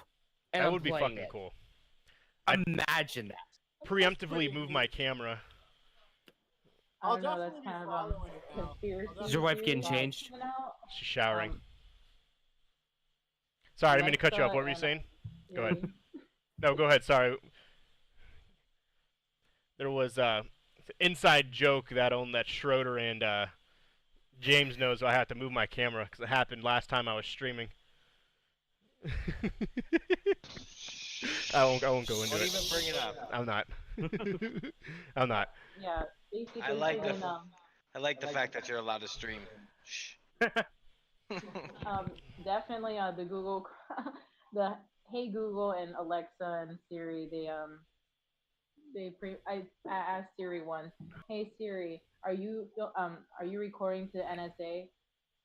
And then Siri goes, "I'm not allowed to speak about that." So that's all I have to say about that. you probably activated a bunch of people's phones or smart home devices right now. I hope you realize that. Yes. So that happened once where it was in a news company was talking about Alexa, and it says, "Hey Alexa, order me this crib," and what was it? Some city, about 150 people actually had that exact crib ordered for them, and they all showed up at their house. They had no idea because they were watching the news and they said, "Hey Alexa, order this blah blah blah," and because they were showing how it worked. Yeah, I don't remember what city it was, but 150 people had a baby crib show up at their house. They were pissed. Somebody told me if you talk to Siri at like 3 in the morning, it says a bunch of really creepy shit. Are you sending this information to the NSA? Google respects the privacy of your information, doesn't give any government direct access to it. You can learn more about how Google responds to legal... Okay, Google. Let's read the privacy policy. Okay, so I don't know if you guys heard that. I don't know if everyone heard that. Yeah, I heard it. But Okay. Google. Chillax. You don't need to give me the whole Encyclopedia Britannica version of what I just said. Are you But on? yeah, Huh? What am Are you on to yesterday's news yet? Do you have anything from the day before? I mean, we're about to get into EA. Okay, well, let me talk about Sony really quick. Sony does have a huge sale going on from now until the 17th. $20 off Spider-Man, $40. No, $20 Spider-Man game. $40 is Days Gone. $20 is God of War. $24. I know a bunch of people that bought God of War today. Yep. $24 Battlefield 5. $36 Resident Evil 2. Red Dead Redemption, $40. And you get $20 off for this 2 weeks off PlayStation Plus. Oh fuck! I might need to buy that. And $30 off PlayStation Now yearly subscription. Fuck! I might need to buy that. So it's usually $100. It's $70, which is a fucking huge discount. That is a steal. Because if you don't do the yearly subscription, it's $20 a month, which is huge. For the is there anything off of Monster Hunter? No, that game didn't show up. Damn it! Unfortunately. You need to buy Monster Hunter, Walker. I will. Okay, let's dive into E3. Okay, first off, Walker, you watch this. Did anyone else watch? Are you fucking licking your disc? No, I was cleaning off my Rainbow Six Siege disc that I had found. Yo, you have Rainbow Six Siege? Yeah, I got. Yo, let's play sometime. Let's play sometime. I'm down. I just found it, and like I was checking to see if there's any scratches, so I like cleaned it real quick, just with like my breath. I just got Jet Moto, so that's all I gotta say. But definitely we saw E3. The EA one? The EA press conference? Okay. What did everyone think about the EA press conference? Pretty good. I feel like they did pretty solid, to be honest. Especially the ESO. Right? And the announcements they made for Fallout look pretty nasty too. Today's podcast is brought to you by Jimmy John's. No. It's not, no, sponsor. No. Hashtag not a sponsor. Walker, what did you think of the EA press conference? I don't know. It's EA. Like, it's Madden. It's the fucking Boy, Sims. howdy was... Alright, you wanna know what my thoughts were? Apex. Boy, howdy did that first game look great. Everything else looked mediocre at best. I don't know. EA doesn't have a lot to offer anymore. No, they don't. Sports games. I mean, that new Star Wars game looks fucking phenomenal. Yeah, it does. I haven't seen anything on the Star Wars one yet. I'm gonna look that up. Okay. Yo, it looks great. So Cameron Monaghan's the main character. Yeah. Okay, so It's besides canon. Yeah, so besides the I don't care if Jedi, I'm speaking. Fuck all y'all. Besides the Star Wars game, it doesn't really have much. Apex. Is it Fallen Order? Oh, that game Yeah. is Yeah. beautiful. I already did. Yeah. So Walker, you want to start off with Jedi Fallen Order? Yeah. Or do you want me to start off with, while you're eating? Do you want me to do? I got it. Okay. So, Jedi: The Fallen Order. looks like a beautiful game, honestly. Mm-hmm. For those who have played The Force Unleashed, it reminds me a lot of that. See, I don't think so. It doesn't, not a lot, but some of the concepts. I think, like I described to you, and I hate saying this. It hurts my soul to say this, but it reminds me a little bit of Dark Souls. Bloodborne, it got a lot of analogies to Bloodborne. It brings Bloodborne. Similarities to Bloodborne. Why are we hating on Dark Souls, though? Oh, I'm not hating on it. I just hate everyone saying, oh, this is the Dark Souls of this. This is the Dark Souls of that. X is the Dark Souls of Y. Forrest, Dark Souls is the Dark Souls of Dark Souls games. Exactly. Forrest Whitaker reprises his character from Rogue One, which is pretty awesome, and they're saying that's a very interesting link between that and the larger scope of the Star Wars universe.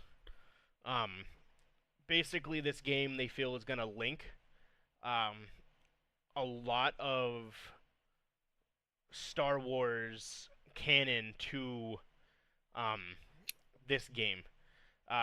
It takes place between 3 and 4. Basically, this is the time where Order 66 was executed. It's a few years after that. Yeah. For those who have played the Force Unleashed, that basically is not canon, so they are ignoring that side of the game. Well, the Force Unleashed took place more towards Episode 4. Yeah. So there's a lot of different special powers. Your main character has the Force Push, the Force Grab. You grab an enemy, pull him towards you, you stab him with your lightsaber through the chest. Get over here. Yeah, it's pretty much what it is. It's the get over here. Get over here. It's getting a lot of similarities from Dark Souls and Bloodborne. And Mortal Kombat. Mortal Kombat, kind of, yeah, but I guess the get over here. That was my thing. Yeah, that was mine. But I like it. It is a role playing game. Well, okay, kind of. All right. It is the loosest sense. It is like Zelda. How people say Legend of Zelda is a role playing game. Yeah. Where it's not a role playing game. You just get skill points. Fuck off. Role playing is actual choices. That's true. Thank you. So the different powers. So essentially, you are playing a rogue character that is a Jedi who basically has to go through and get the plans essentially for the Death Star, which is actually pretty cool. So it's essentially like Rogue One in a sense, without being like Rogue One. Where did you see that? The plans Because I for the didn't Death see Star? anything. Yeah, I didn't see anything about that. I read it. I'm trying to find it. See, I thought it was just Cal there trying to survive. It is because it's during the time. This takes place before Rogue One. Yeah, this is essentially right after Revenge of the Sith. This is essentially almost directly after Darth Vader and all of them, and they're building the Death Star. They are building the Death Star, and during this time, according to what I'm reading, you go through a lot of different scenarios, and you do eventually. I'm assuming you fight Darth Vader, which would be pretty cool. So I'm seeing. I don't think so. You don't think they will? No, I don't think so. They would do that in like the second game or third game. Yeah. I think it's too new. Would be very lackluster. You just kill the main guy. That'd be kind of suck, to be honest. Yeah. Yeah, just kill Or Darth get Vader. killed. Yeah, I think it would be more of you get killed by Darth Vader. If anything, but that's how the story ends. So yeah, Cal is the next Padawan. that basically he has the Jedi in his blood, and he's, if you count it, a high midichlorian count. If you say that to some people, they basically will shoot you in the face. I know someone who's very upset with the word midichlorians at work. Dan from Mobile. It's the midichlorians. He hates it. He's back in home theater. Roger doesn't like that. Oh yeah. Why? He's a freaking stormtrooper. Yeah, but it's the fucking midichlorians. It's stupid. Everyone hates it because they hated the first 3 movies. They weren't that bad. No, I liked them. No. You take your vitamin midichlorian. No. We're gonna. No. James is gonna have a stroke. Episode 2 is one of the worst movies ever made. I didn't like episode 2. I loved 3 though. All 3 of those movies were fine. What? No, it They wasn't. were okay. No. Number two out of the original 3, number 2 was. We will talk about this later. Yeah, we will. He has a droid. We will stay on track. A droid. BD1. Is his buddy. It is the. Oh, BD1 is adorable. I gotta fucking drink to this. BD1. BB-8. BB-8 is. I love BB-8. Yeah, BD1 is his. It kind of looks like a little lamp. Almost. Yeah, he does. He looks. I got a video playing on my channel right now. He does. He looks like a lamp. And there is no path to the dark side, so you cannot choose. Good. You cannot choose which one you want to do. I like those kind of games though. No, but it's a story-driven game. Very exactly. They have an exact path on how. It's different with like the Old Republic. It's different with like with the Old Republic, where you're role-playing as your own character. This is a set character that the team made to have his own Infamous games. Huh? What? Did you not like the Infamous games that had the set character, and then this, depending on your choices, you go one way or the other? But the Infamous games do not impact an entire decade-long franchise. I mean, I get that, but like, I mean, if they are tying it into the movies and whatnot, I get it. But like, if it is gonna be like a semi-standalone thing, I feel like that'd be a cool little throw-in. See, or at least have a game mode like that. Yeah. It would be interesting. Basically, your choice is you can kind of start becoming bad. What's that game called? I can't think of it. We basically become like a demon. It's an old game. Oh no, it's like the Captain. Darksiders? Fable? Fable. No, not Darksiders. Fable. Yeah, Fable. Fable, yeah. But Fable, you're also, again, you're role-playing as your own character. I'm sorry to cut you off. Your own character? The Captain one, where you're Captain something, and then you have to go through different planets and shit, different aliens and stuff. Oh wow. With the blue, like the blue girl, and then like Tali. Are you Yeah, but talking they about like Mass Effect? Mass Effect. Mass Effect. Okay, so basically like Mass Effect, where it like affects 3 CDs full of games. Yeah, there's Mass Like Effect 3.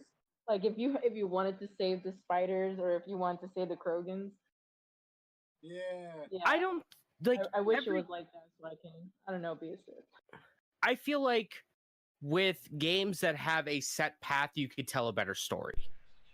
I don't disagree, but I feel like it's always good to like, because honestly there's too many games that have a linear story, and I'm fine with that. Like, I'd like to play a linear story every now and then. What is that face you're giving me? What do you mean there's too many games that have a linear story? This isn't 2005 anymore, my dude. This is 2019. Well, games like The Last Guardian, which obviously completely different form of game. And like, Outlast. And like, what's it fucking called? No, that doesn't make sense. Oh, like Red Dead has a linear story. Sure, Legend of Zelda, like a bunch of different ones. Yeah, but like they tell a perfectly fine story. Like every game doesn't need you can choose the asshole ending or the I'm a good guy ending. No, if the author of the story, if the person who is writing the story I think it's perfectly fine for them to make a story where it's like, this is how it goes. These are the beats. Like, there's no deviation from any path whatsoever. Now, I can guarantee you that in this game, there is going to be a point where the main character is like, hey, the dark side doesn't seem that bad. I hope. I can guarantee you. All I have to say is I like Goosebumps books where I can flip to different endings.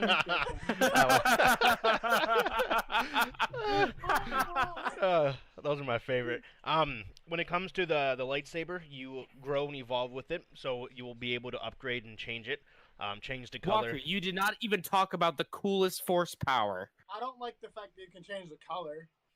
Well, it's kind of because you're like evolving, you're growing, you're becoming more stronger. So, like, you basically they find. didn't show anything off that. Yeah, I'm reading. Where'd you? Oh, okay, you read it. Yeah. But you didn't even talk about the coolest force power, force slow, where you just stopped. You just for those who like JoJo's Bizarre Adventure, you just Zworldo it. And just yeet people into their own bullets. Yeah, so basically you stop time and you can watch the lasers flying past you, and then it gives you... Matrix. Yeah, pretty much. Yeah. And then it gives you time to do the force push and whatever else. The coolest thing about that demo that they showed was a dude stopped time, he's Zworldo'd it, he stopped time, grabbed a dude, and threw him into his own bullet and killed him. Yep. It was pretty sick. Cool. Or fake your own death like Han Solo. The trailer ends with that droid from Rogue One, the one that was kind of like smart and like super. The black droid. It was super tall. It was one of the main characters. Yeah. Yeah, I love him. He was funny. So it ends. You get to fight one of them. The trailer ends with him sprinting at you, yelling at you basically that you're an intruder. It's not that same droid though. No, I don't think so. Hey asshole, I don't like the cut of your jib. Is basically what he said. Yeah. So he runs towards him. It was great. But yeah, so that's essentially what you have. It's most likely a single player game. They haven't said rather if it's multiplayer or not. It's not going to be multiplaer. I didn't think so. It doesn't look like it. Single player game. Yeah. November 5th is when it launches this year. Okay. Plus, Star Wars has a whole bunch of those games that you can pick up the story. You so don't nice need a. I mean, there is SWTOR too. Yeah. Which is one of my most addicted problems ever. SWTOR is so good. Yeah, dude, I have so many hours into that one. Now man. we're talking about because of that damn game. Are we talking about the MMO? Yes. Yeah, I fucking pre-ordered that. I pre-ordered that game. I still have the digital key available on my GameStop account. Nice. I still have the actual disc set for it. I have two. So I have one, my digital copy, and then because they didn't give me a digital copy, even though I pre-ordered it at GameStop, and when it was, when they were getting rid of like games at Toys R Us at like their PC gaming section, my mom got me for like $5 because she worked there. She got me for like $5 a physical copy of SWTOR, and I'm like, I love it. Thank you. You're the best. And the only last thing, it is an open world. It's story-driven action adventure. It takes gameplay and design inspiration from a list of titles, they said. So it's going to be interesting. I'm excited to see how they play the open world concept. I'm assuming it's going to have an actual story, but then if you want to veer off and do your own missions, you can. Oh, I can assure that. Just a few things that you missed, Walker, that you didn't talk about. Wall running. It's very Titanfall-y. Like, this game reminds me a lot of Titanfall, but third person and with Jedis. You could use your force powers to traverse the environment. So one of the things that they showed off in the demo is there's a vine hanging around, so you force pull it, and then you grab onto the vine and swing across. The whole demo took place on Kashyyyk, which is pretty cool. There were like flame troopers, and then they had like melee troopers. So dudes that had like big sticks that they fought you with. That was pretty neat. And you can freeze your enemies with the force push. So if they're stronger, you use your force push and it freezes them in place for a couple seconds. Yeah, one of the other cool things that they showed off was you actually got to see the wildlife of Kashyyyk. That's cool. So one of the things is there's like these stormtroopers that are hanging out, and they're just like, "Oh, hey, I hear this," and then all of a sudden these giant spider monsters come out of the ground and start attacking them, and they start attacking. So you could just hang back and just watch that happen, or you could say, "Hey, I'm gonna take out these dudes and then take out these giant spiders because they're super icky." Fucking BD icky ass spiders. Yeah.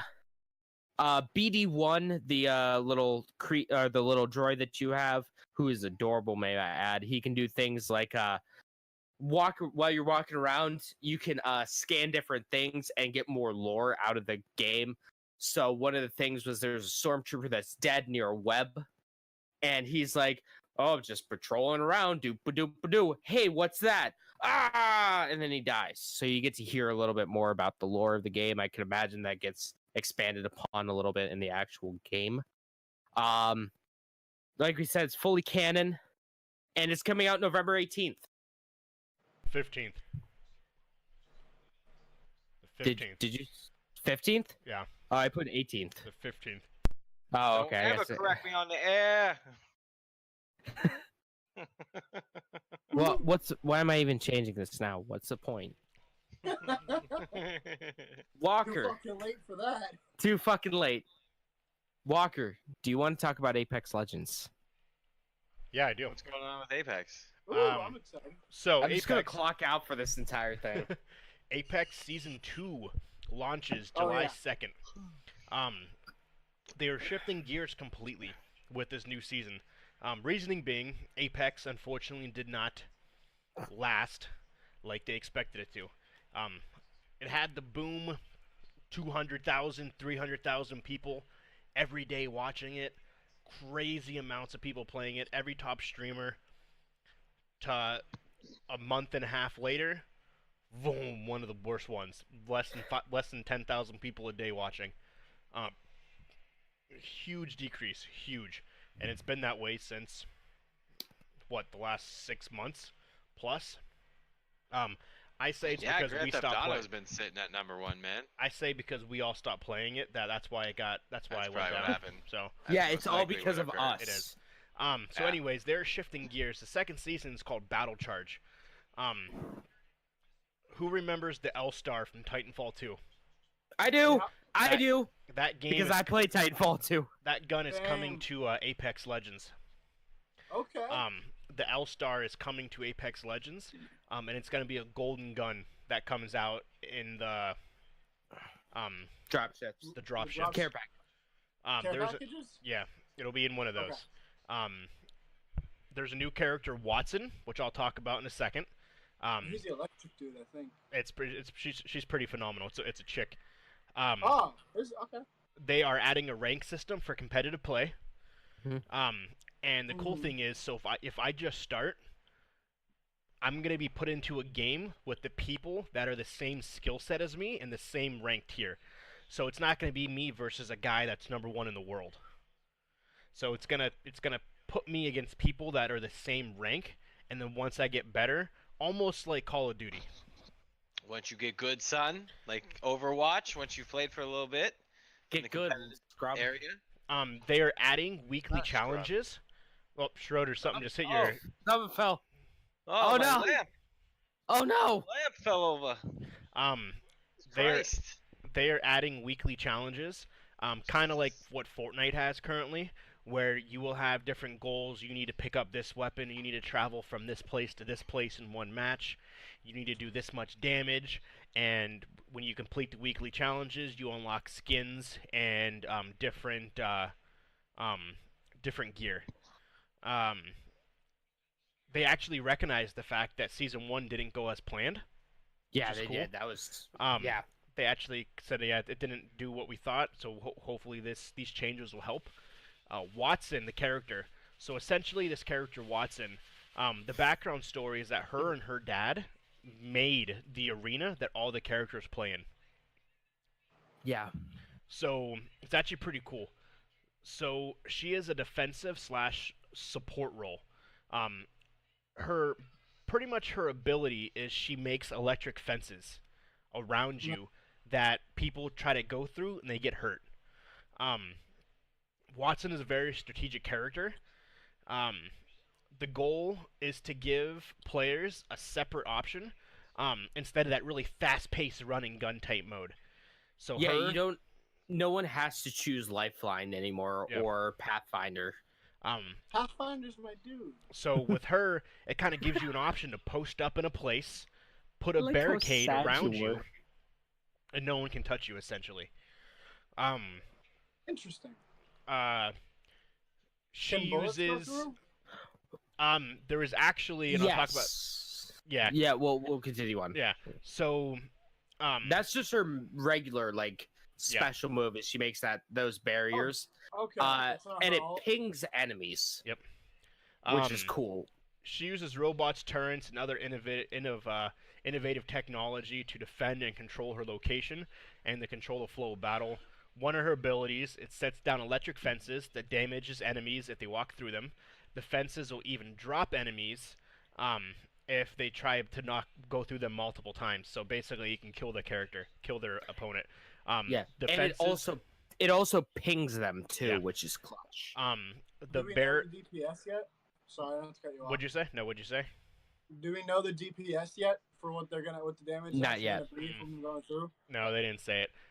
If you are playing with your team, they will not get hurt if they go through the barricade. Okay. It helps them walk through. Her ultimate is called the Interception Pylon. This blocks incoming projectiles, mission strikes, bombs, and grenades. So if you throw them, it's fucking huge. Yeah, if you throw one towards her location, or if you're, the girl who drops the huge hellstorm on you. Bangalore. Yeah. If you drop the hellstorm and you're in this interception, you don't get hurt. Basically, it creates a barricade. It's like a giant trophy system, essentially? Or... Pretty much. Yeah. The pylon, the interception pylon also recharges her other abilities at about a 75% time speed. So you can literally... Shield. Yeah. It also regenerates your shields, too. Yep. And if your teammates are inside the pylons, it regenerates their shields and health as well. Ultimate accelerants automatically grant her ultimate ability. Mm-hmm. Oh, yeah. I like it. I like it a lot. So this character is going to be fucking badass. Which kind of gets me excited for this game to see exactly how it goes. And I'll definitely be trying it. I'll actually play a different main other than Lifeline. Yeah. Season 2 is free. So for those who have it, they don't have to buy it. Another big piece. Everyone's favorite gun is getting updated. Yes! The Mozambique. Yes! Oh, it's going to be usable now. The fucking Mozambique is perfect just the way it is. I don't know what the hell everybody's always talking about. It is the best gun in the game. It was said to have the highest DPS, well, not the high, but like the highest damage if the other character is standing still. Yep. Yeah. That's crazy. Well, see, what you need to do is you have 2 Mozambiques. So you unload the one, and then you unload the other, and maybe they'll die. I've gotten my fair share of beat kills. The Mozambique business kills, me let too. me tell you. So the Mozambique shotgun is getting an update that makes it worth using. It is giving 2 hops, 1 for accuracy and 1 for power. Respawn actually admitted in her interview that they purposely made the Mozambique weak because they needed a range of guns from weak to really powerful, and the Mozambique unfortunately got the short end of the straw. So I'm surprised the P2020 didn't. So they are giving it a the huge P2020 buff. I can do some damage with. Yeah. So they're giving it a huge buff. As well as there is a teaser that there will be in-game events. So the very end of the trailer, your characters spawn into the game flying past what looks to be like a Godzilla eye. Giant fucking kajus! Yeah. Are they actually going to start incorporating the Leviathan? Supposedly, Probably. the ones you see That's in the what it looks background, So yeah, those are the Leviathan. yeah. Those are cool. So supposedly that there will be rumored in-game events that change the map, kind of like what Fortnite does, where stuff happens and then things go crazy. The same concept they are saying for Apex. So that is like, Apex Season 2.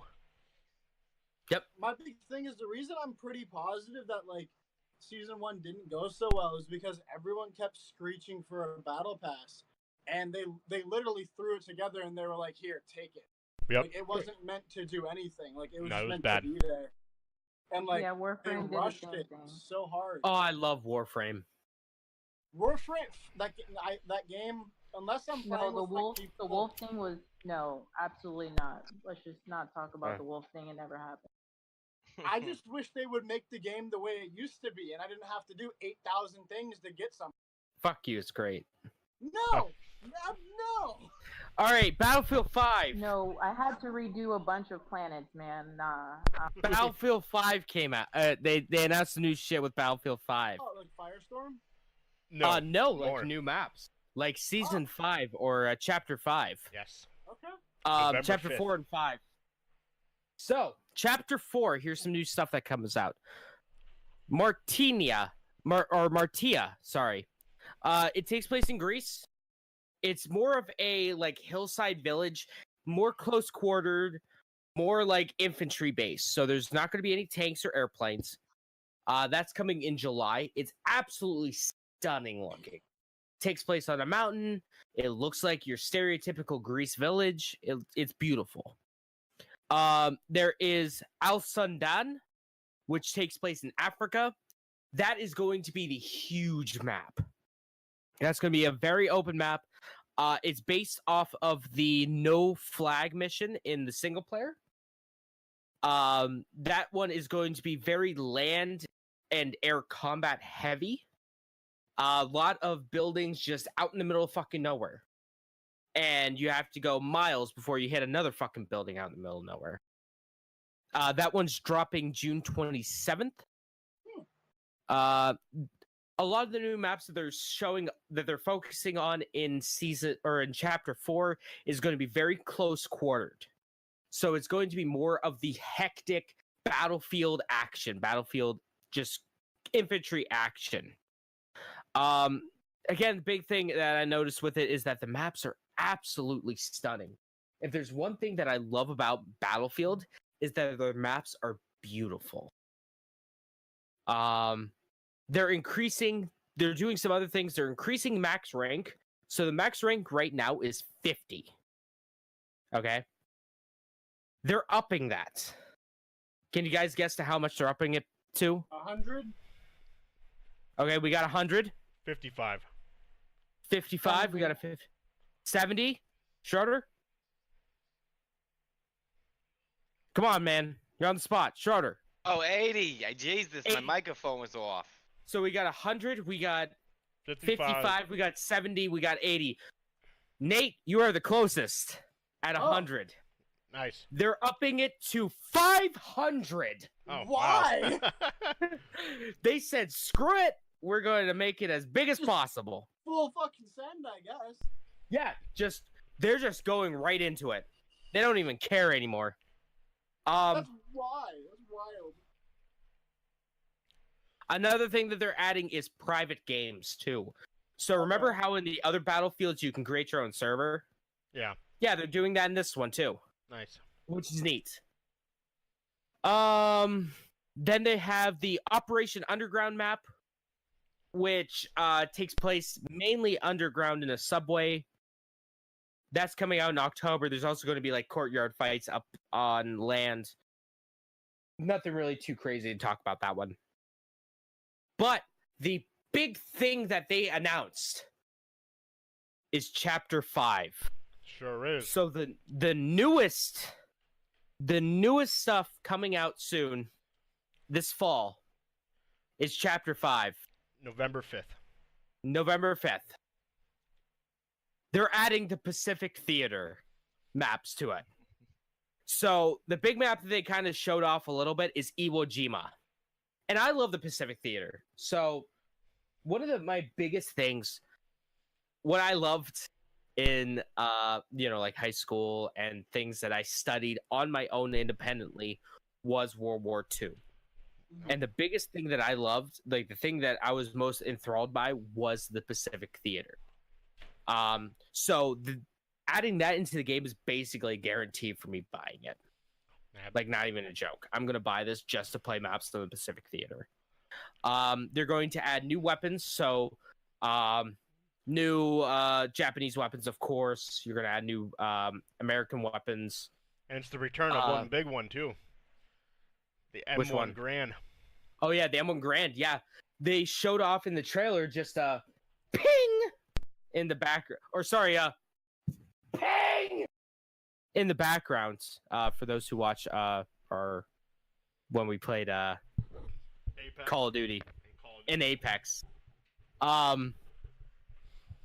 They're also adding water vehicles too, because of how important water vehicles were in the Pacific Theater. All the other ones. Yeah, and all the other ones. So that's cool. That's coming out this fall. Yep. And then also, Battlefield 5 is now available on Origin/EA Access Vault. So if you have that, it's going to be available, included in your membership right now. So that's pretty neat. It's going to be available on PS4 when that launches soon. Sure will. All right, so now we start getting into the slog. FIFA 20. Yo, I'm hype. They're adding futsal. So Volta football. It's more street football. Okay. More skillful. It's going to be like 3v3, 4v4, 5v5. They allude to the demo or into the thing. They actually had an interview with Rio Fernandez from Manchester United and the England squad, which I was kind of hyping out for a little bit. One of the things you can do in Volta football is you could play with all the clubs. So you could do, Real Madrid versus Barcelona in 3v3 action in the streets. Some of the environments that they're doing is like a Japanese rooftop. They're doing in England just like grounds, and then a Rio de Janeiro favela. You can also create your own character to play with online, and then also they're adding to it female players that you can create. They're adding a few other things like football. Here's the football intelligence stuff. They're adding a few more things, so they're improving on the ball, off the ball, and the ball physics. There's going to be more attacking and defending moves. One of the things that they're adding in the football intelligence is rear detected game flow. So it's going to focus more heavily on one-on-one gameplay. So the most exciting part of football. What's up? So it's like Rocket League. It's basically pulling all the pieces of Rocket League and turning it into an actual soccer game. Pretty much. Not really. Feels like it. It sounds like it. Yeah. Rocket League's way more out there, I'd say. Yeah. So I feel like me and Nate James here are gonna mark out mainly for this. I'm pretty hyped for fucking FIFA because like what they're doing. It sounds like they're taking a lot of the aspirations from NHL 19 and put them into the FIFA world, which I'm super excited for. Because I haven't been excited for FIFA since I want to say after 16, so I was 17 when they really started putting story modes in. Because FIFA's a lot of fun, and a lot of people hate soccer. They think it's like the foot fairy sport, but soccer's fantastic. The world's biggest sport. Women's World Cup is going on right now. I didn't even know about that. The only other thing that I get super hyped for sports-wise, and they haven't done it since 2016, is the rugby games, and because that was my sport. But I have rugby 18 on PS4. Oh, what? Yeah, or rugby 17, one of the two. 18. That was the thing. Yeah, dude, we'll talk about this after the podcast. Okay. But anyway, one of the things that they're adding with the rear detection or game flow is that they're reducing AI defending support. So when you are in that one-on-one situation, it's going to be more tense. So it's just one-on-one. That's their main focus.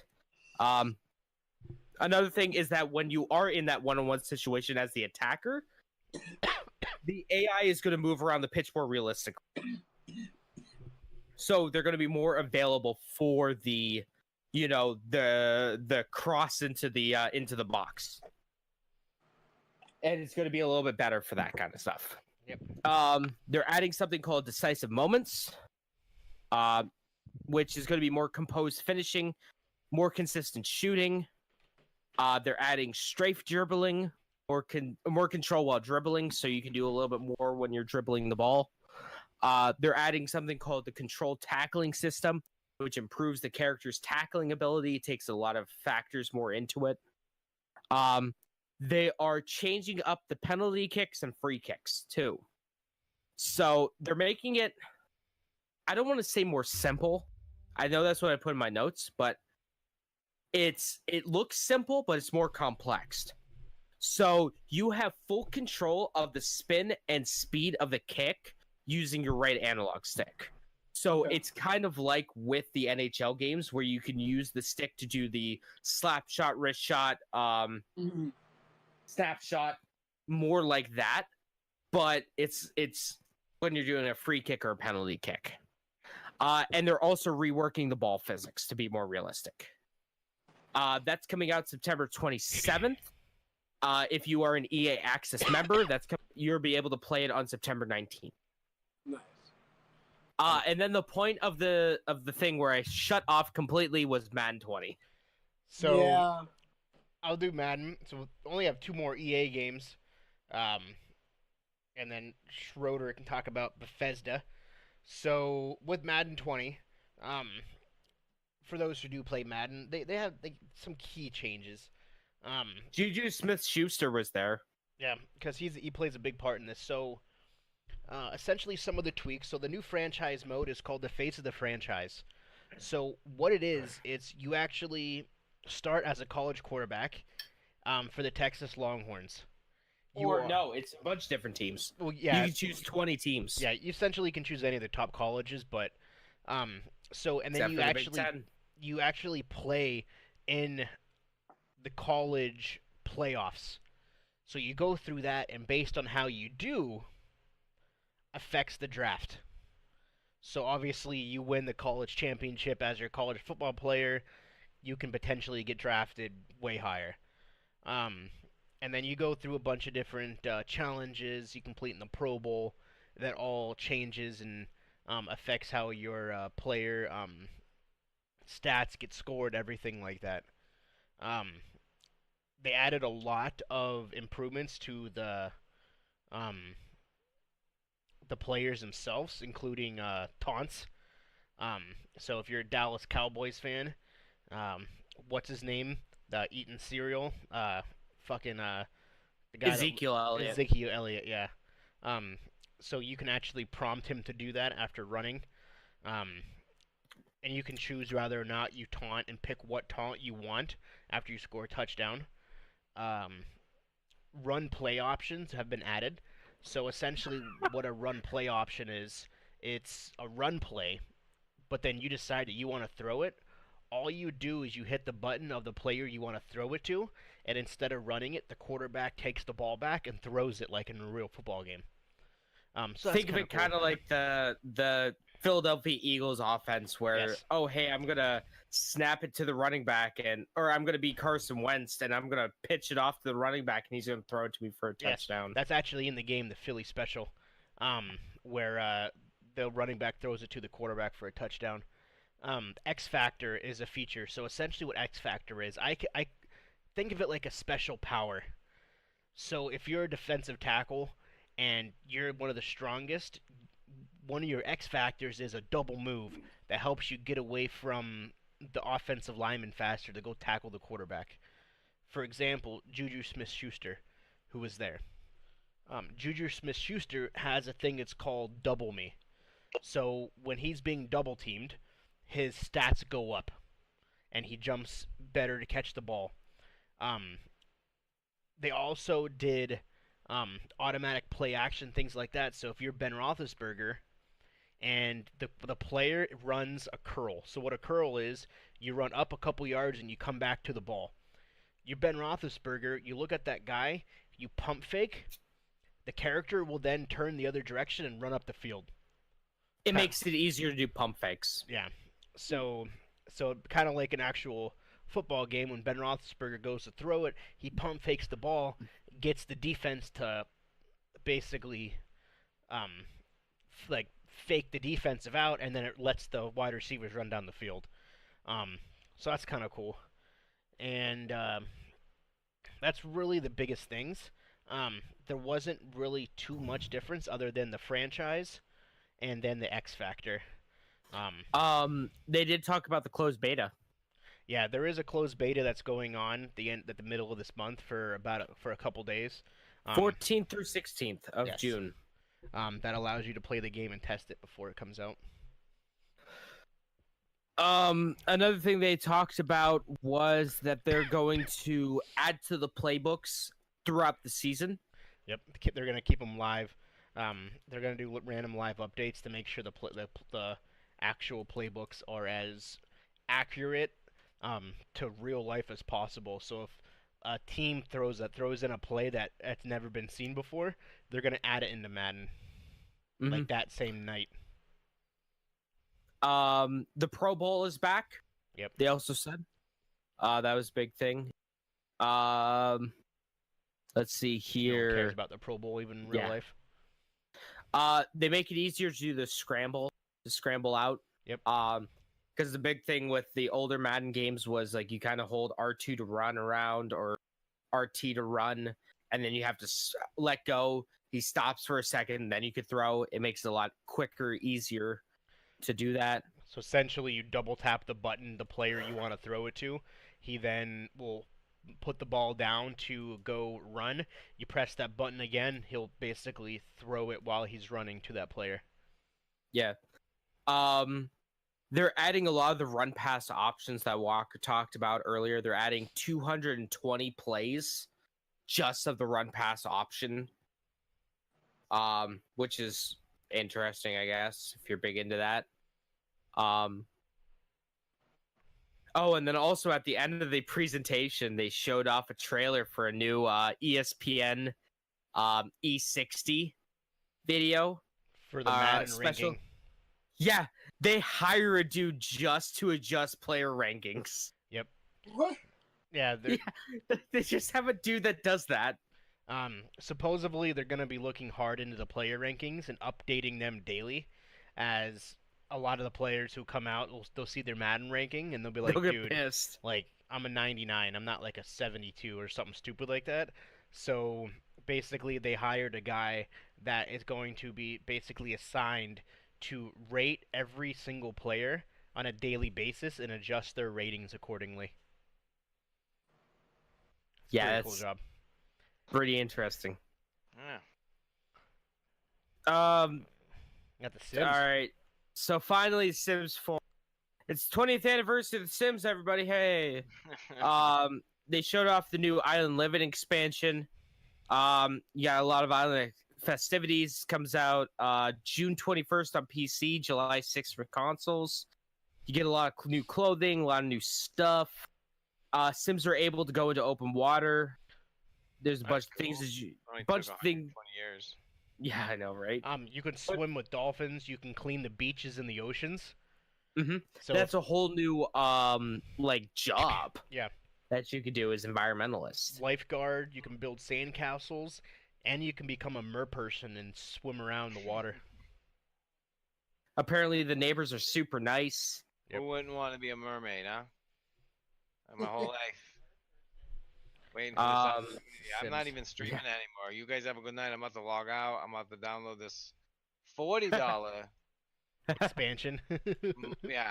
Mod. This $40 mod that Maxis has chosen to produce. You got to download every single one of them. You're probably like $600. Yeah. There's like 20 of them. There's like 4 really good ones that are actually game changers. They were also adding LGBTQ themed. Yeah, with it gets better. Why? And question mark and plus sign. Yeah, I don't truly get it, but well, because it's Pride Month. Okay, no. So here's the thing. All right. Some of the things are fucking stupid that they're adding for this. Yeah. Okay. So, The Sims has always been a thing about role playing as yourself or as a character that you want to make. Yeah. So I have absolutely no problem with this. Oh no, me neither. I just think some of it's stupid. One of the things they're adding is a gender neutral bathroom door. But yeah. why? Yeah, that's one thing that kind of perplexes me, but yeah. Like, who are we? I get it. Like, I get that that's a more prominent thing now, but like, what are we really accomplishing by adding a door to a life simulator that's extremely far? I actually did a research paper about solely that. Yeah, it's in the gaming sphere. What? What about the gaming sphere? Because I kind of wonder that too. Like, all of the bathrooms are universal, anyways, aren't they? Yeah, it depends where you are. are. Women's room in the game. It's all. Do you just? Yeah, I don't, well, in case I don't know if it's taking LGBT. Like, yeah, I don't know if it's taking away the man and woman sign. Like, why do they have to point at it? Yeah, there is LGBT. There is in-game cosmetics and in-game themes. The items spawn from different clothes, which what were they trying to get, like some really make them some guy like really like out there to like dress differently when most of them don't. That's stupid to me. Yeah, that's what I mean. It's just like the idea that the game was naturally gender fluid. Yeah. Just in its essence of what it was. Like by adding these pointers and these markers, it's kind of like unnecessary. It's unnatural. Just let the game be gender fluid as it always has been. Like, I like the fact that they're saying, "Hey, we're a part of this community. We love you guys," which is awesome. But yeah, it's like that's a gesture, I suppose. Maybe that's their close and fucking gender neutral doors. It's like, come on. The thing that bothers me with that is not even the fact that they're doing it. It's just I feel like it's backhanded to an extent because they're just relabeling themselves within the game. Like Schroeder said, gender neutral or gender fluid within its essence. Like, you're just giving yourself another label when the entire list. Like, it doesn't make any sense. Mm-hmm. Couldn't you already love if you were a guy? Couldn't you fall in love with a guy already? That's what I thought. You can be gay. You can be gay. You can do whatever. That's right. That's what I thought. It's completely backhanded. Right, by adding a whole costume set that's supposed to make you identify as a gay person. Thing. It's kind of like it's like stereotype. Yeah. Yeah, like the next thing they're gonna do is unless the shirts say LGBTQ or something, like maybe that's the shirts. They didn't say what kind of clothes they're releasing. They didn't elaborate. Yeah, all they said is they're releasing clothes. To be tasteful about it. Yeah, so maybe it's just they have like pride or something, or like rainbow, like they say pride with a rainbow color, or something like that. That doesn't necessarily make your character dress like flamboyant, because you can already do that. No, yeah. Like, I'm like, do what you want to do, but like that seems very backhanded. If that's So we'll see how it plays out. But yeah, that is coming to the game as well. Another thing that's coming to the game is the Realm of Magic. So they're doing a Magic expansion that's coming this fall. Yeah. They're going to talk about that more later this year. Yeah, a lot of the Sims have had a Magic DLC or expansion, I guess. My Sims had that, like, when on the Wii, like, that entire thing was based around, like, being able to do mystical stuff. Yo, that game was awesome, James. I don't care what anybody. What, My Sims? My Sims was sick. I will send you a video of someone saying otherwise. Okay. For those who missed it, unfortunately, the Sims Peanut 4 Butter was, Gamer. Oh man, the Sims 4 was actually free about a week and a half ago. Yeah, it was. It's not free anymore. I'm pissed. Yeah, it was. I downloaded it for free, so I have it. But I bought it about $40 for the damn DLC for it. Yeah, I know. I bought it about 3 days before that happened. Did. I'm a little upset. I told him, he was like, "Yeah, I fucking saw it after I already paid money for it." I was like, "I'm sorry." And if you get a hold of PlayStation on Twitter, they will find you. Well, no, I bought it off of Green Man Gaming. Yeah, or off of no G2A. I bought it off of G2A. Yeah, he used one of those discount things. Don't worry, I already own it on PS4. It's true. I think that's it for EA. That's yeah, pretty much it for EA. That's all the notes that I have. So today, Schroeder, it's your time to shine. So today was Microsoft and Bethesda. We'll talk about Microsoft on Tuesday. Yes, for those who don't know, we will be doing a special broadcast on Tuesday evening, 10 p.m. Eastern Standard Time ish. I say ish because we say that and it could be later. We started like what, 10:15 today? Yeah. We will talk Microsoft, Ubisoft, Square Enix, and the rest of the games, including Nintendo, during their second Nintendo Direct. So make sure you come on Tuesday. Exhausted. I'm already exhausted. So and PC gaming. And yes, PC gaming for what they have exclusive. So Bethesda, for those who don't know what that name is, what is it, Schroeder? Bethesda? Yes. You know, Everyone knows Bethesda nowadays. Company that makes video games, and they make story-driven games, and they're good at it for the most part. Fallout is the. I know their fans are actually whom are good at it.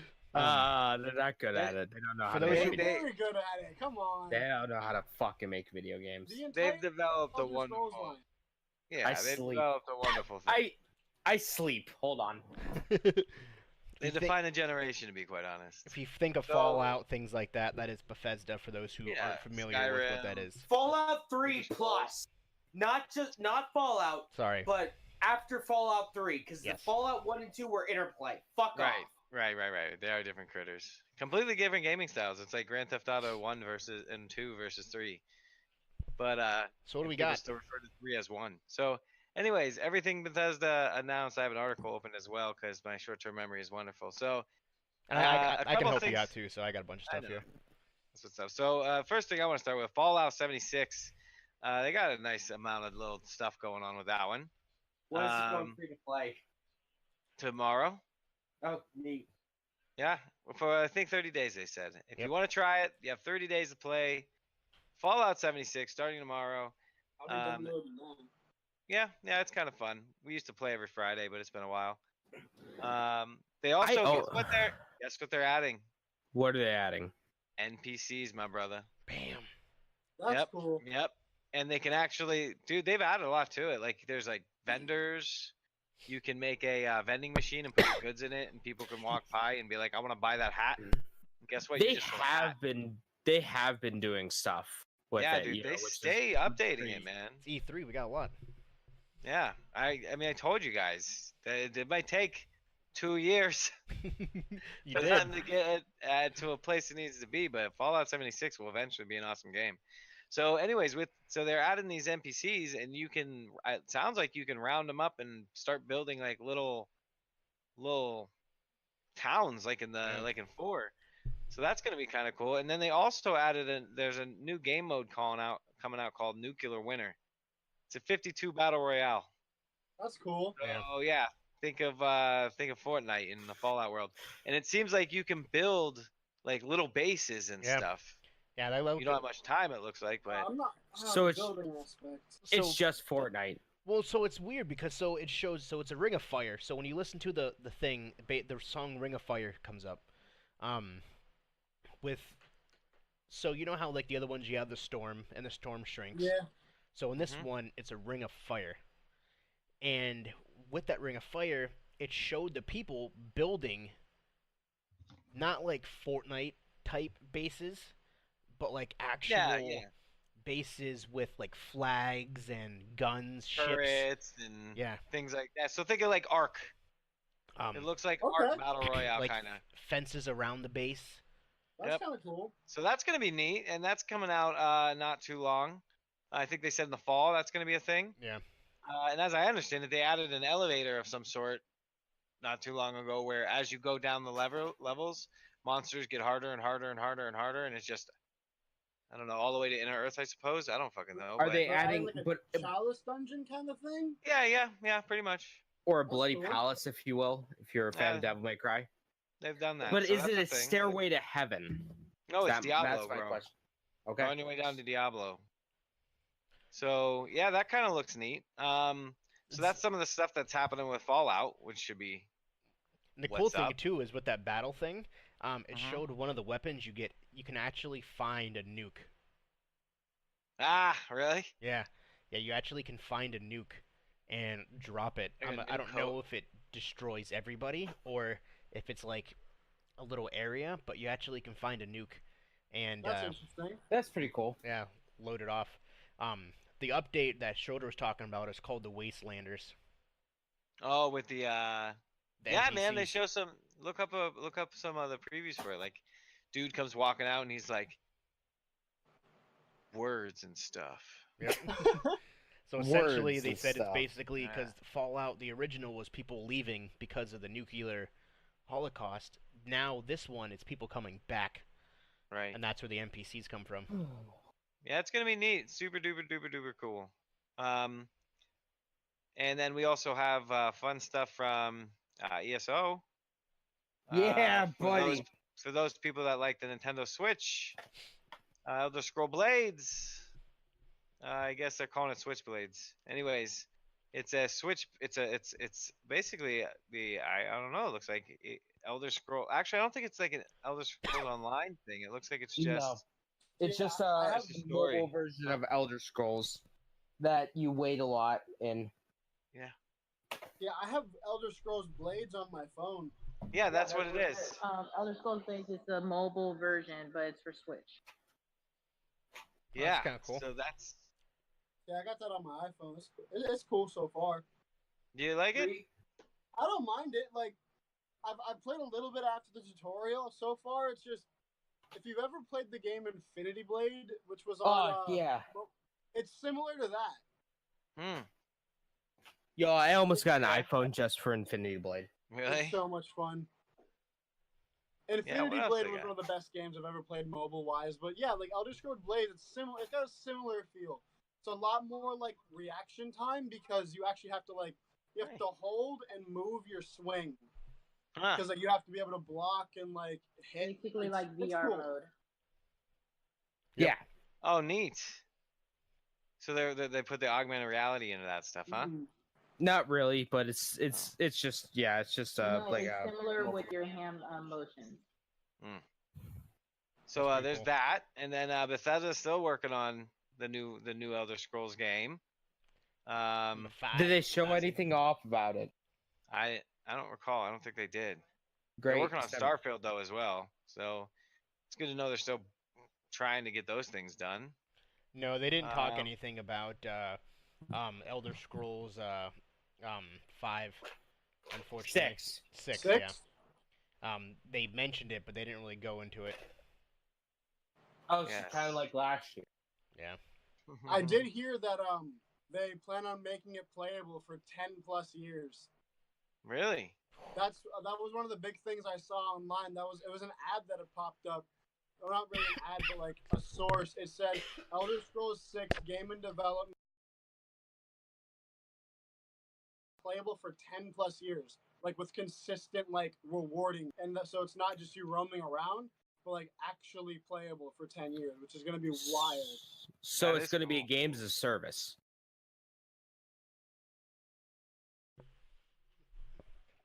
But like they keep making more Destiny games. They're going to make Elder Scrolls 6 itself playable for 10 years. Yeah, they said that with Destiny 1. Well, Destiny 1 was a flop. No, it wasn't. No, all the DLCs were a flop, and then there was no storyline. And then the speaker, he really didn't tell us anything. They're like, "Hey, speaker, tell us about something." He's just like, "Yeah, I'm gonna tell you." Not really. Yeah, he didn't really go into that, which sucked. So you just slumped him in 2 for no reason. What else? I don't know. They killed Clyde, so that's heartbreaking. What else we got, Schroeder? Let's see. They also, I guess there's a new game coming out. Let's see, a Deathloop, I think is what it's called here. Yeah, it doesn't really have a whole lot to it. I seen something on it that looked kind of interesting. Arkin from Dishonored is the company Yeah. who's making it. That's Oh, cool. Yeah. cool. I can dig so it. that one's gonna be cool. Let's see what it says about it. About playing what you want. Actually, there's really nothing. The story essentially revolves around time loops, I suppose. Oh, that's neat. It's a So that's the first-person trailer. game Oh, about wait. two I assassins hope caught it's not in. like Time Shift-esque. It's a first-person shooter. It's a first-person game about two assassins caught in basically a time loop. So they more or less just gotta keep Fighting each other. Yeah. Huh. Yeah. What's That's that? interesting. What's that? What's the name of that movie with the karate dude that goes through time? He has to keep killing versions of himself. Yeah. I know what you're talking about. I can't think what it is. What the Not hell's- even a single clue. No, I It's like have a not kung the fu foggiest movie. idea. Yeah, he has to go through like different times to like, or no, I think it's actually interdimensional. He goes between different. Never mind. Who cares? It has nothing to do with Bethesda. Doom Eternal is coming out in November 22. That I'm hyped for. Yeah. Oh, yeah. Doom so is good. great. Doom is amazing, and I remember back when Doom was Doom 95. Man, I played the crap out of that game. You all Well, are too fucking young for sick. that. You guys are nasty. That game is foul. They got blood, guts, spit, ass, snot, fucking ugh.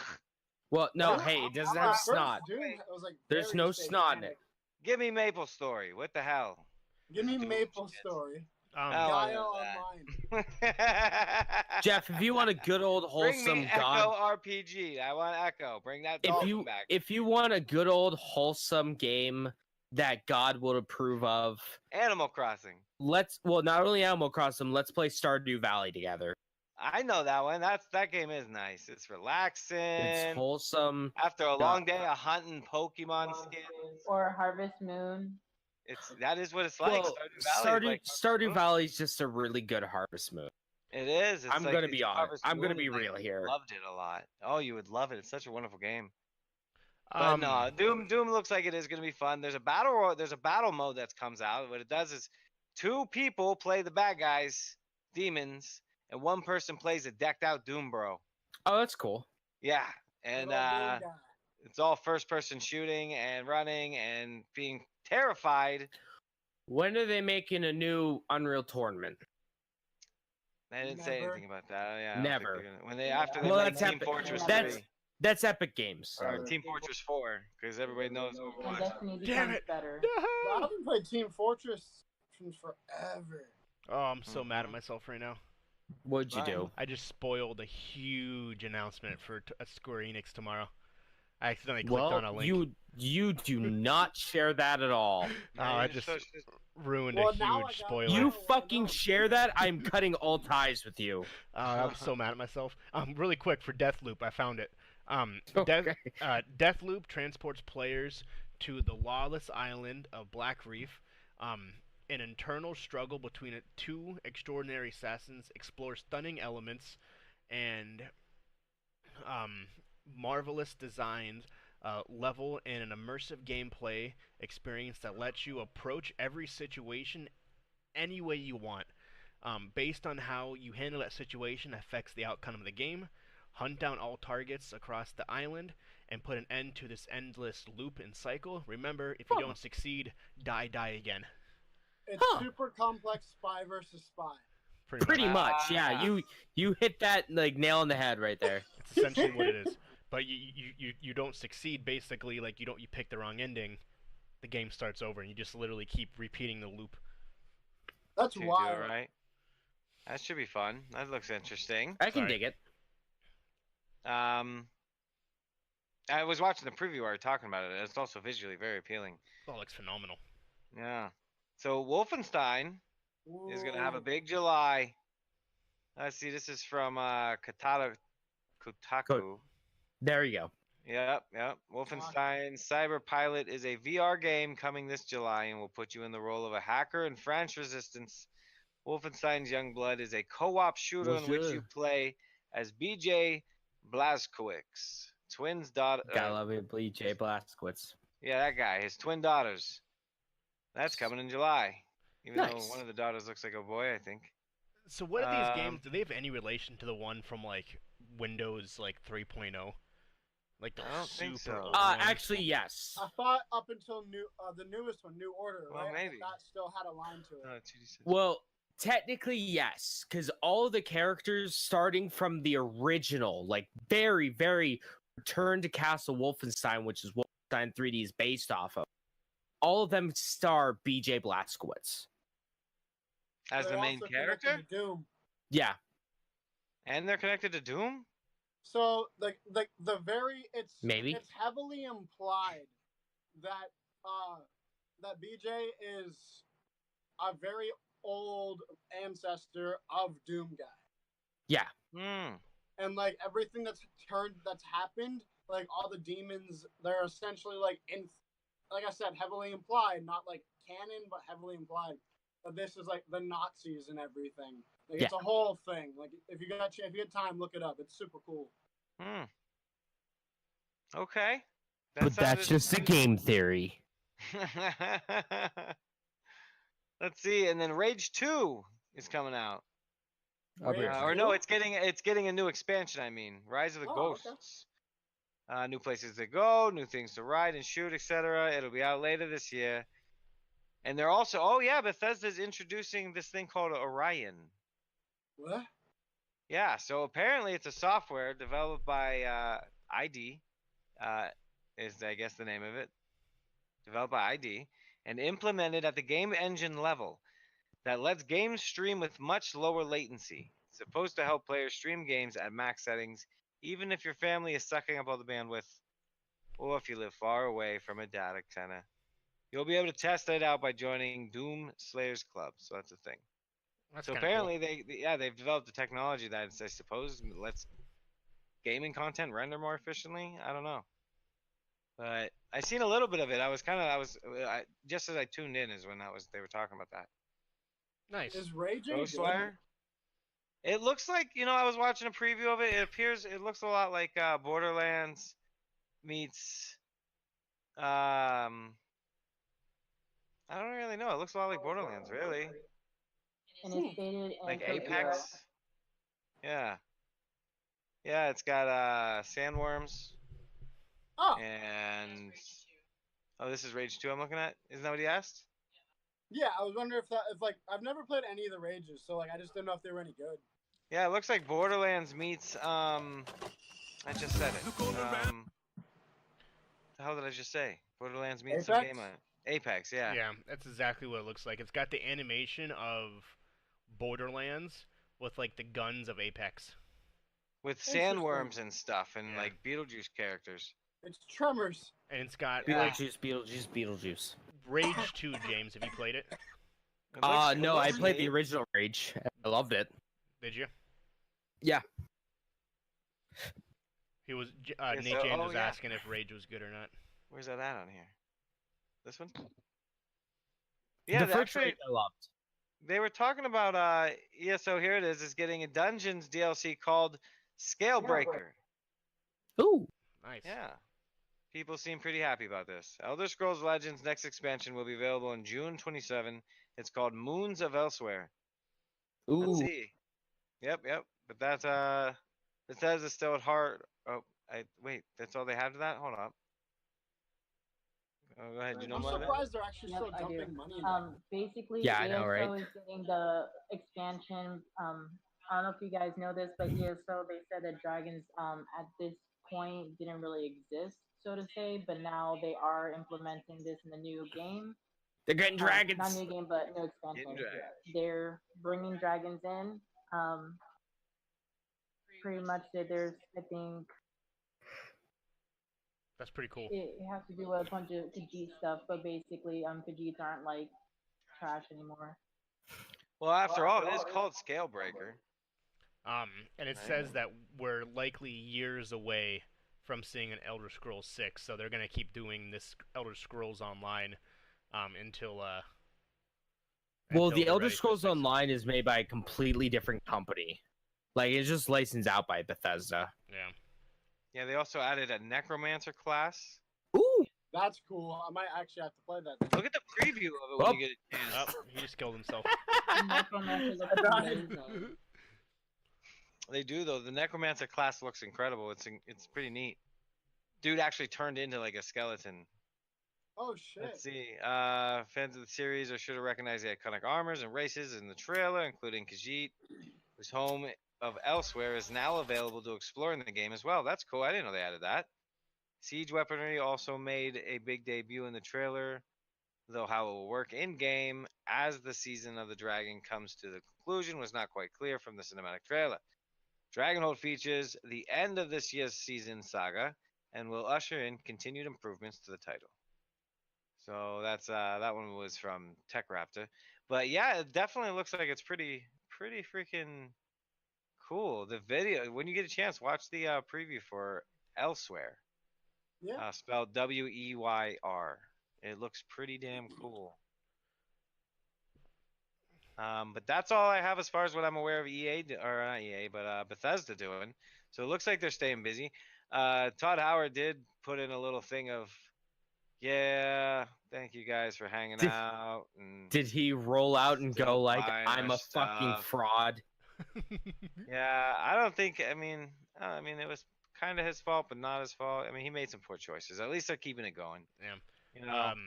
Hopefully they learn from this. Hopefully the entire gaming industry learns. Here's hoping that they learn from this. Did you trash that Bethesda started with Fallout 76? Did you talk about Ghostwire Tokyo? Yeah, isn't that the one with the? Was I not? I think I did. No. Yeah, we mentioned Ghostwire, but it was very quick. Brief. Basically, it comes in. I think the main character is a female, and it's in Tokyo, and then you're fighting the supernatural stuff. Yep. Nice. So essentially, That sounds cool. Yep. Everyone in Tokyo disappears, and then you have to find out with your detective skills, basically what happened to everyone who's missing. It looks You're like the only one? like a Yakuza almost, in a sense, like all the little things you can do. James. Oh my God! Look at the preview. It's pretty obvious what happened. Dude snapped his fingers. He had the glove. So it's a Thanos. Yeah, Thanos. It's a Thanos. Yeah. They really just ripped off that? No. What they're doing? No. No, they killed everybody though. There's nobody here. You take the role of an archer. Everyone. Of a what? You're an archer. So it's not like Yakuza. Well, no, like some of the animations and stuff. Like I saw it. Like it looks. Yeah, really check cool. out a preview of it. It does look really cool. Tokyo, Ghostwire is what it's called. Yeah. Wow, this game looks awesome. Supernatural. Yep. What's in Bleach? It's like Bleach. That'd be sick. Sort of. It's not the horror jumpy like the Evil Within. Yeah. But they No, said it's it like, is. Yeah, it's like melancholy, creepy. Yeah. So it's not like it's not like a scare. Yeah, it's a horror game, but not that makes you like jump. So it's not like Alan's Wake or anything? Yeah. Okay. Yeah, it looks cool. Yeah, she described it say as about it? spooky. She described it as spooky, but it's not a survival horror game. Right, it's created by the guys that made the Evil Within. Yep. Like the original Evil Within or Evil Within 2? The original, but it says Both. it's not a survival horror. And it I says didn't we like don't the know much Evil more about Within. it. No? I hate the original one. So. You didn't like it? Yeah, Tango Gameworks director. Well, I got a Best Buy ad, so Shinji, whatever, how do you say his name? Shinji Ikami. Yeah, the action Shinji adventure Ikami. game is set in a world where you fight supernatural evil. The whole crowds of Tokyo citizens vanish to thin air. Their discarded clothes are the only things remained. While most of the people in the city freak out, one lone hooded figure stands tall, which is you, using your detective skills as well as your only weapon, bow and arrows. It turns out that that the people are basically supernatural creatures. Most of them look like modernized interpretations of Japanese yokai. Yokai. Yokai. Yokai. You listen. You got like a few weebs in here, man. You cannot mispronounce any Japanese stuff. On your journey, you'll meet many spirits. They warn that some may be peaceful, but plenty other are quite dangerous. It is also up to you to decide rather the mass disappearance is actually completely the result of phenomenal forces. A very normal, very human element might be at play as well. Huh. That seems interesting. There is no Does look release date. interesting. I'm interested. That look cool, man. So Bethesda's got a handful of neat looking games coming out. It should be nice. Yeah. We got for those people that don't only play 4 games, it should be entertaining for them. 100%. For the rest of us, I might check it out. hopefully one of your games was in that list. I'm definitely gonna check that out. I'm just glad they're branching off from doing like their typical big titles. I'm interested in that spy game. That seems pretty cool. What is that? Assassin. That was what, Deathloop? Deathloop, yeah. Commander Keen. What about Commander Keen? Yes, Commander Keen official E3 gameplay trailer. It's a thing. The ID Software classic Commander Keen is coming back. A classic Saturday morning cartoon in free-to-play mobile game form, Bethesda said it's a modern take on the very old ID side-scroller starring both Billy Boy and Billy Girl, the children of the old-school Commander Keen. Oh my heavens. James was so excited. And then I heard mobile game and free to play. And I immediately went, done. It's all the things you don't want. I'm watching it now. It's everything. No, mobile games are fine. The free to play part I don't like. No? Mm-mm. Because that means there's microtransactions and advertisements. That means it's like, oh, you have to wait 20 minutes to get to this new planet or this new stage, or you could spend $1.50 and get it now. Bastards, or they make you spend $40 on Pokeballs. And the graphics likes are to throw all of them. They are updated 3D graphics for Commander Keen. Commander Keen looks nothing cool. like the MS-DOS version. I threw down $80 for Pokeballs. There you go. I don't regret anything. Good. It's not a regret, it's a lifestyle. Mobile gaming. Well, ladies and gentlemen, that is part 1 of a very large review. Yes. And a very large review. I feel like we've done. Yes. I got nothing else. I say before we make this any longer, we stop it because we're picking up on a special episode on Tuesday where we will do the remaining episodes, not the remaining episodes, the remaining companies. We'll talk. What are we gonna? Or here, I'll pull up what we're going to talk about on Tuesday. Just know Keanu Reeves will be involved. Oh, you guys are going to talk about Cyberpunk? Shut up! Shut up! I haven't seen it yet. Fuck you! Shut up! I haven't seen it yet either. I've only Shut up! seen the memes. He doesn't know the name. That's why I just said Keanu Reeves. Dude, I haven't been on Twitter all day. I have no idea what to do with myself right now. Why aren't you on Twitter? He doesn't want to spoil Microsoft. Spoil stuff. I already got spoiled about Phantasy Star Online 2. I don't know what that is. Oh, no, you poor child. Would that be something I'd be interested in? Yes. Probably. Okay. Oh, peer pressure. Walker, get the Final Fantasy 14. Buy Final Fantasy 14 like I did. I will. Yeah, and me. Buy during the podcast. Perked up was because I was going to bring that up, and I didn't know that was like, I was going to ask what like your guys' thoughts were, but obviously you have plans for that, so never mind. Yeah. No, James didn't watch the Microsoft conference, so he doesn't know what happened. I did. Yeah. So I know what happened. So on Tuesday, here's what we're going to cover, and I'm not going to have any sleep. We're going to watch Microsoft, the PC Gaming Show, Ubisoft, Square Enix, Devolver Digital, and Nintendo on Tuesday.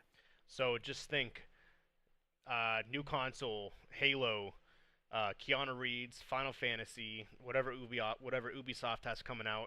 Gears 5. Gears 5, maybe a new Assassin's Creed. Animal Crossing. Animal Crossing. So there's going to be a lot to talk about, a lot to go over, and whatever Nintendo has. But we are still missing one major company that has not announced when they are going to be doing the press conference. That is Sony. Yep. So whenever that drops, we will... Watch it drop Wednesday. I'll be so fucking pissed. Oh, I will be so butthurt. You do not even know. We will. I personally would do a Level Unlock podcast just on Sony. Oh, I would too. They're gonna have more about Final Fantasy VII, so that's what I care about. Well, they're gonna do that at Square Enix. Yeah. Well, they're gonna do it both. Because I have a strong feeling Final Fantasy VII is gonna be a PlayStation Final only. Fantasy VII. Don't say anything yet. I think I know what you're going with, but don't say anything yet for the viewers. All I know is I will have to be here for such review because I have many things to say about Final Fantasy VII updates. Good. No, me too. We talk about it afterwards. Yes. So yeah, and if you're gonna go online, don't. I just spoiled a huge thing for tomorrow for Square Enix, so it's out now. It came out 25 minutes ago, but it's whatever. But yes, make sure you tune in Tuesday, 10 p.m. ish Eastern Standard Time, Level Unlock Podcast, any of our channels. Do some exit interviews as always. I'm Jeremy, Captain Geach, Captain_Geach15, Instagram, Twitter, and Twitch, Captain Geach15 on Instagram. Nate James, special guest. Tell them where everyone can find you, what you're going to be streaming, what you're going to be doing. You can find me YF Kitsune, YFKITSUNE. Pretty much Twitter. It will be the Instagram in like the next 10 minutes. Now that I think I have to do that. PlayStation, Twitch, Discord. If y'all want to like hop into the, I have a chat going with just a bunch of friends. Nice. Talk, whatnot. Yeah, everywhere. And then if you're interested in strictly like comics and stuff and movies besides just the entire gaming realm as well, Bombasticast, we will be coming back fairly soon. That's where I'm at. Nice, thank you, sir. Thanks for coming on. It's much appreciated. Of course. Thank you for having me. No, you're very welcome. James, where can we find you? What can we hear from you?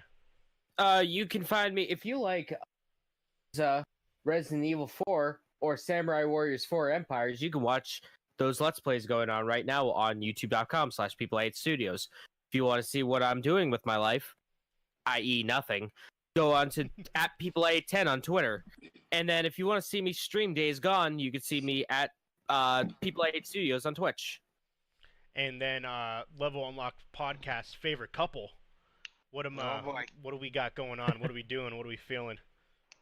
Oh man, we got a whole bunch of stuff in the works. As far as just switching up the channel and stuff. I don't know. We had to read it all out and figure it all out, but we got a lot of interesting things in the works. We'll see what happens though.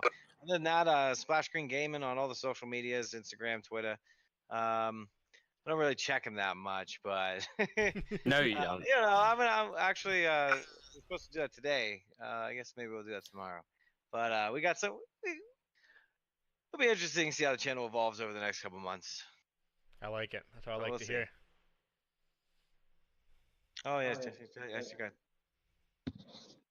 Okay, so basically, we're gonna be doing my own YouTube channel. Nice. It's gonna be mostly based off of art, acrylic painting, watercolors, digital art, the whole nine. I'm not into the whole gaming stuff, in reviews and stuff like that, except for this. But anywhere you can find me as Chisohma, CHISOHMA. That's on PS4. That's on Instagram, the whole nine. Mine is gonna be basically just in that and skits. Awesome. Nice good stuff. I like the art thing. That's phenomenal. Tight. I like it. As always, for everyone here, Level Unlock Podcast. No, I like it. That's awesome. And also, thank you for coming on as well. It is much appreciated. It was great having you. I love the feedback. And then from all of us, levelunlockpodcast.podbean.com. Tomorrow, Level Unlocked podcasts will be available anywhere podcasts are available. You can find us, once again, levelunlockpodcast.podbean.com. Email us, levelunlockpodcast@gmail.com. Any questions, issues, concerns. And you can find us at Twitch at where, James? You mean Twitter? Twitter, yes. At LVL Unlocked Pod. That's LVL Unlocked Pod. And once again, thank you, everyone. Thank you for 182 strong, over 18 episodes. Let's get to 300 by Wednesday. 350. We're going big with these EA episodes. Oh, shit. By Sunday. So, releasing 2 episodes in 1 week. Let's get it, guys. I appreciate the love. I appreciate everything. Thank you, guys. For those who don't know, Nate James, don't actually get off. But thank you, guys, for hanging out. Thank you for coming and being a part of this podcast with us. And, guys, we will see you Tuesday, 10 p.m. Eastern. Have a good night. Deuces.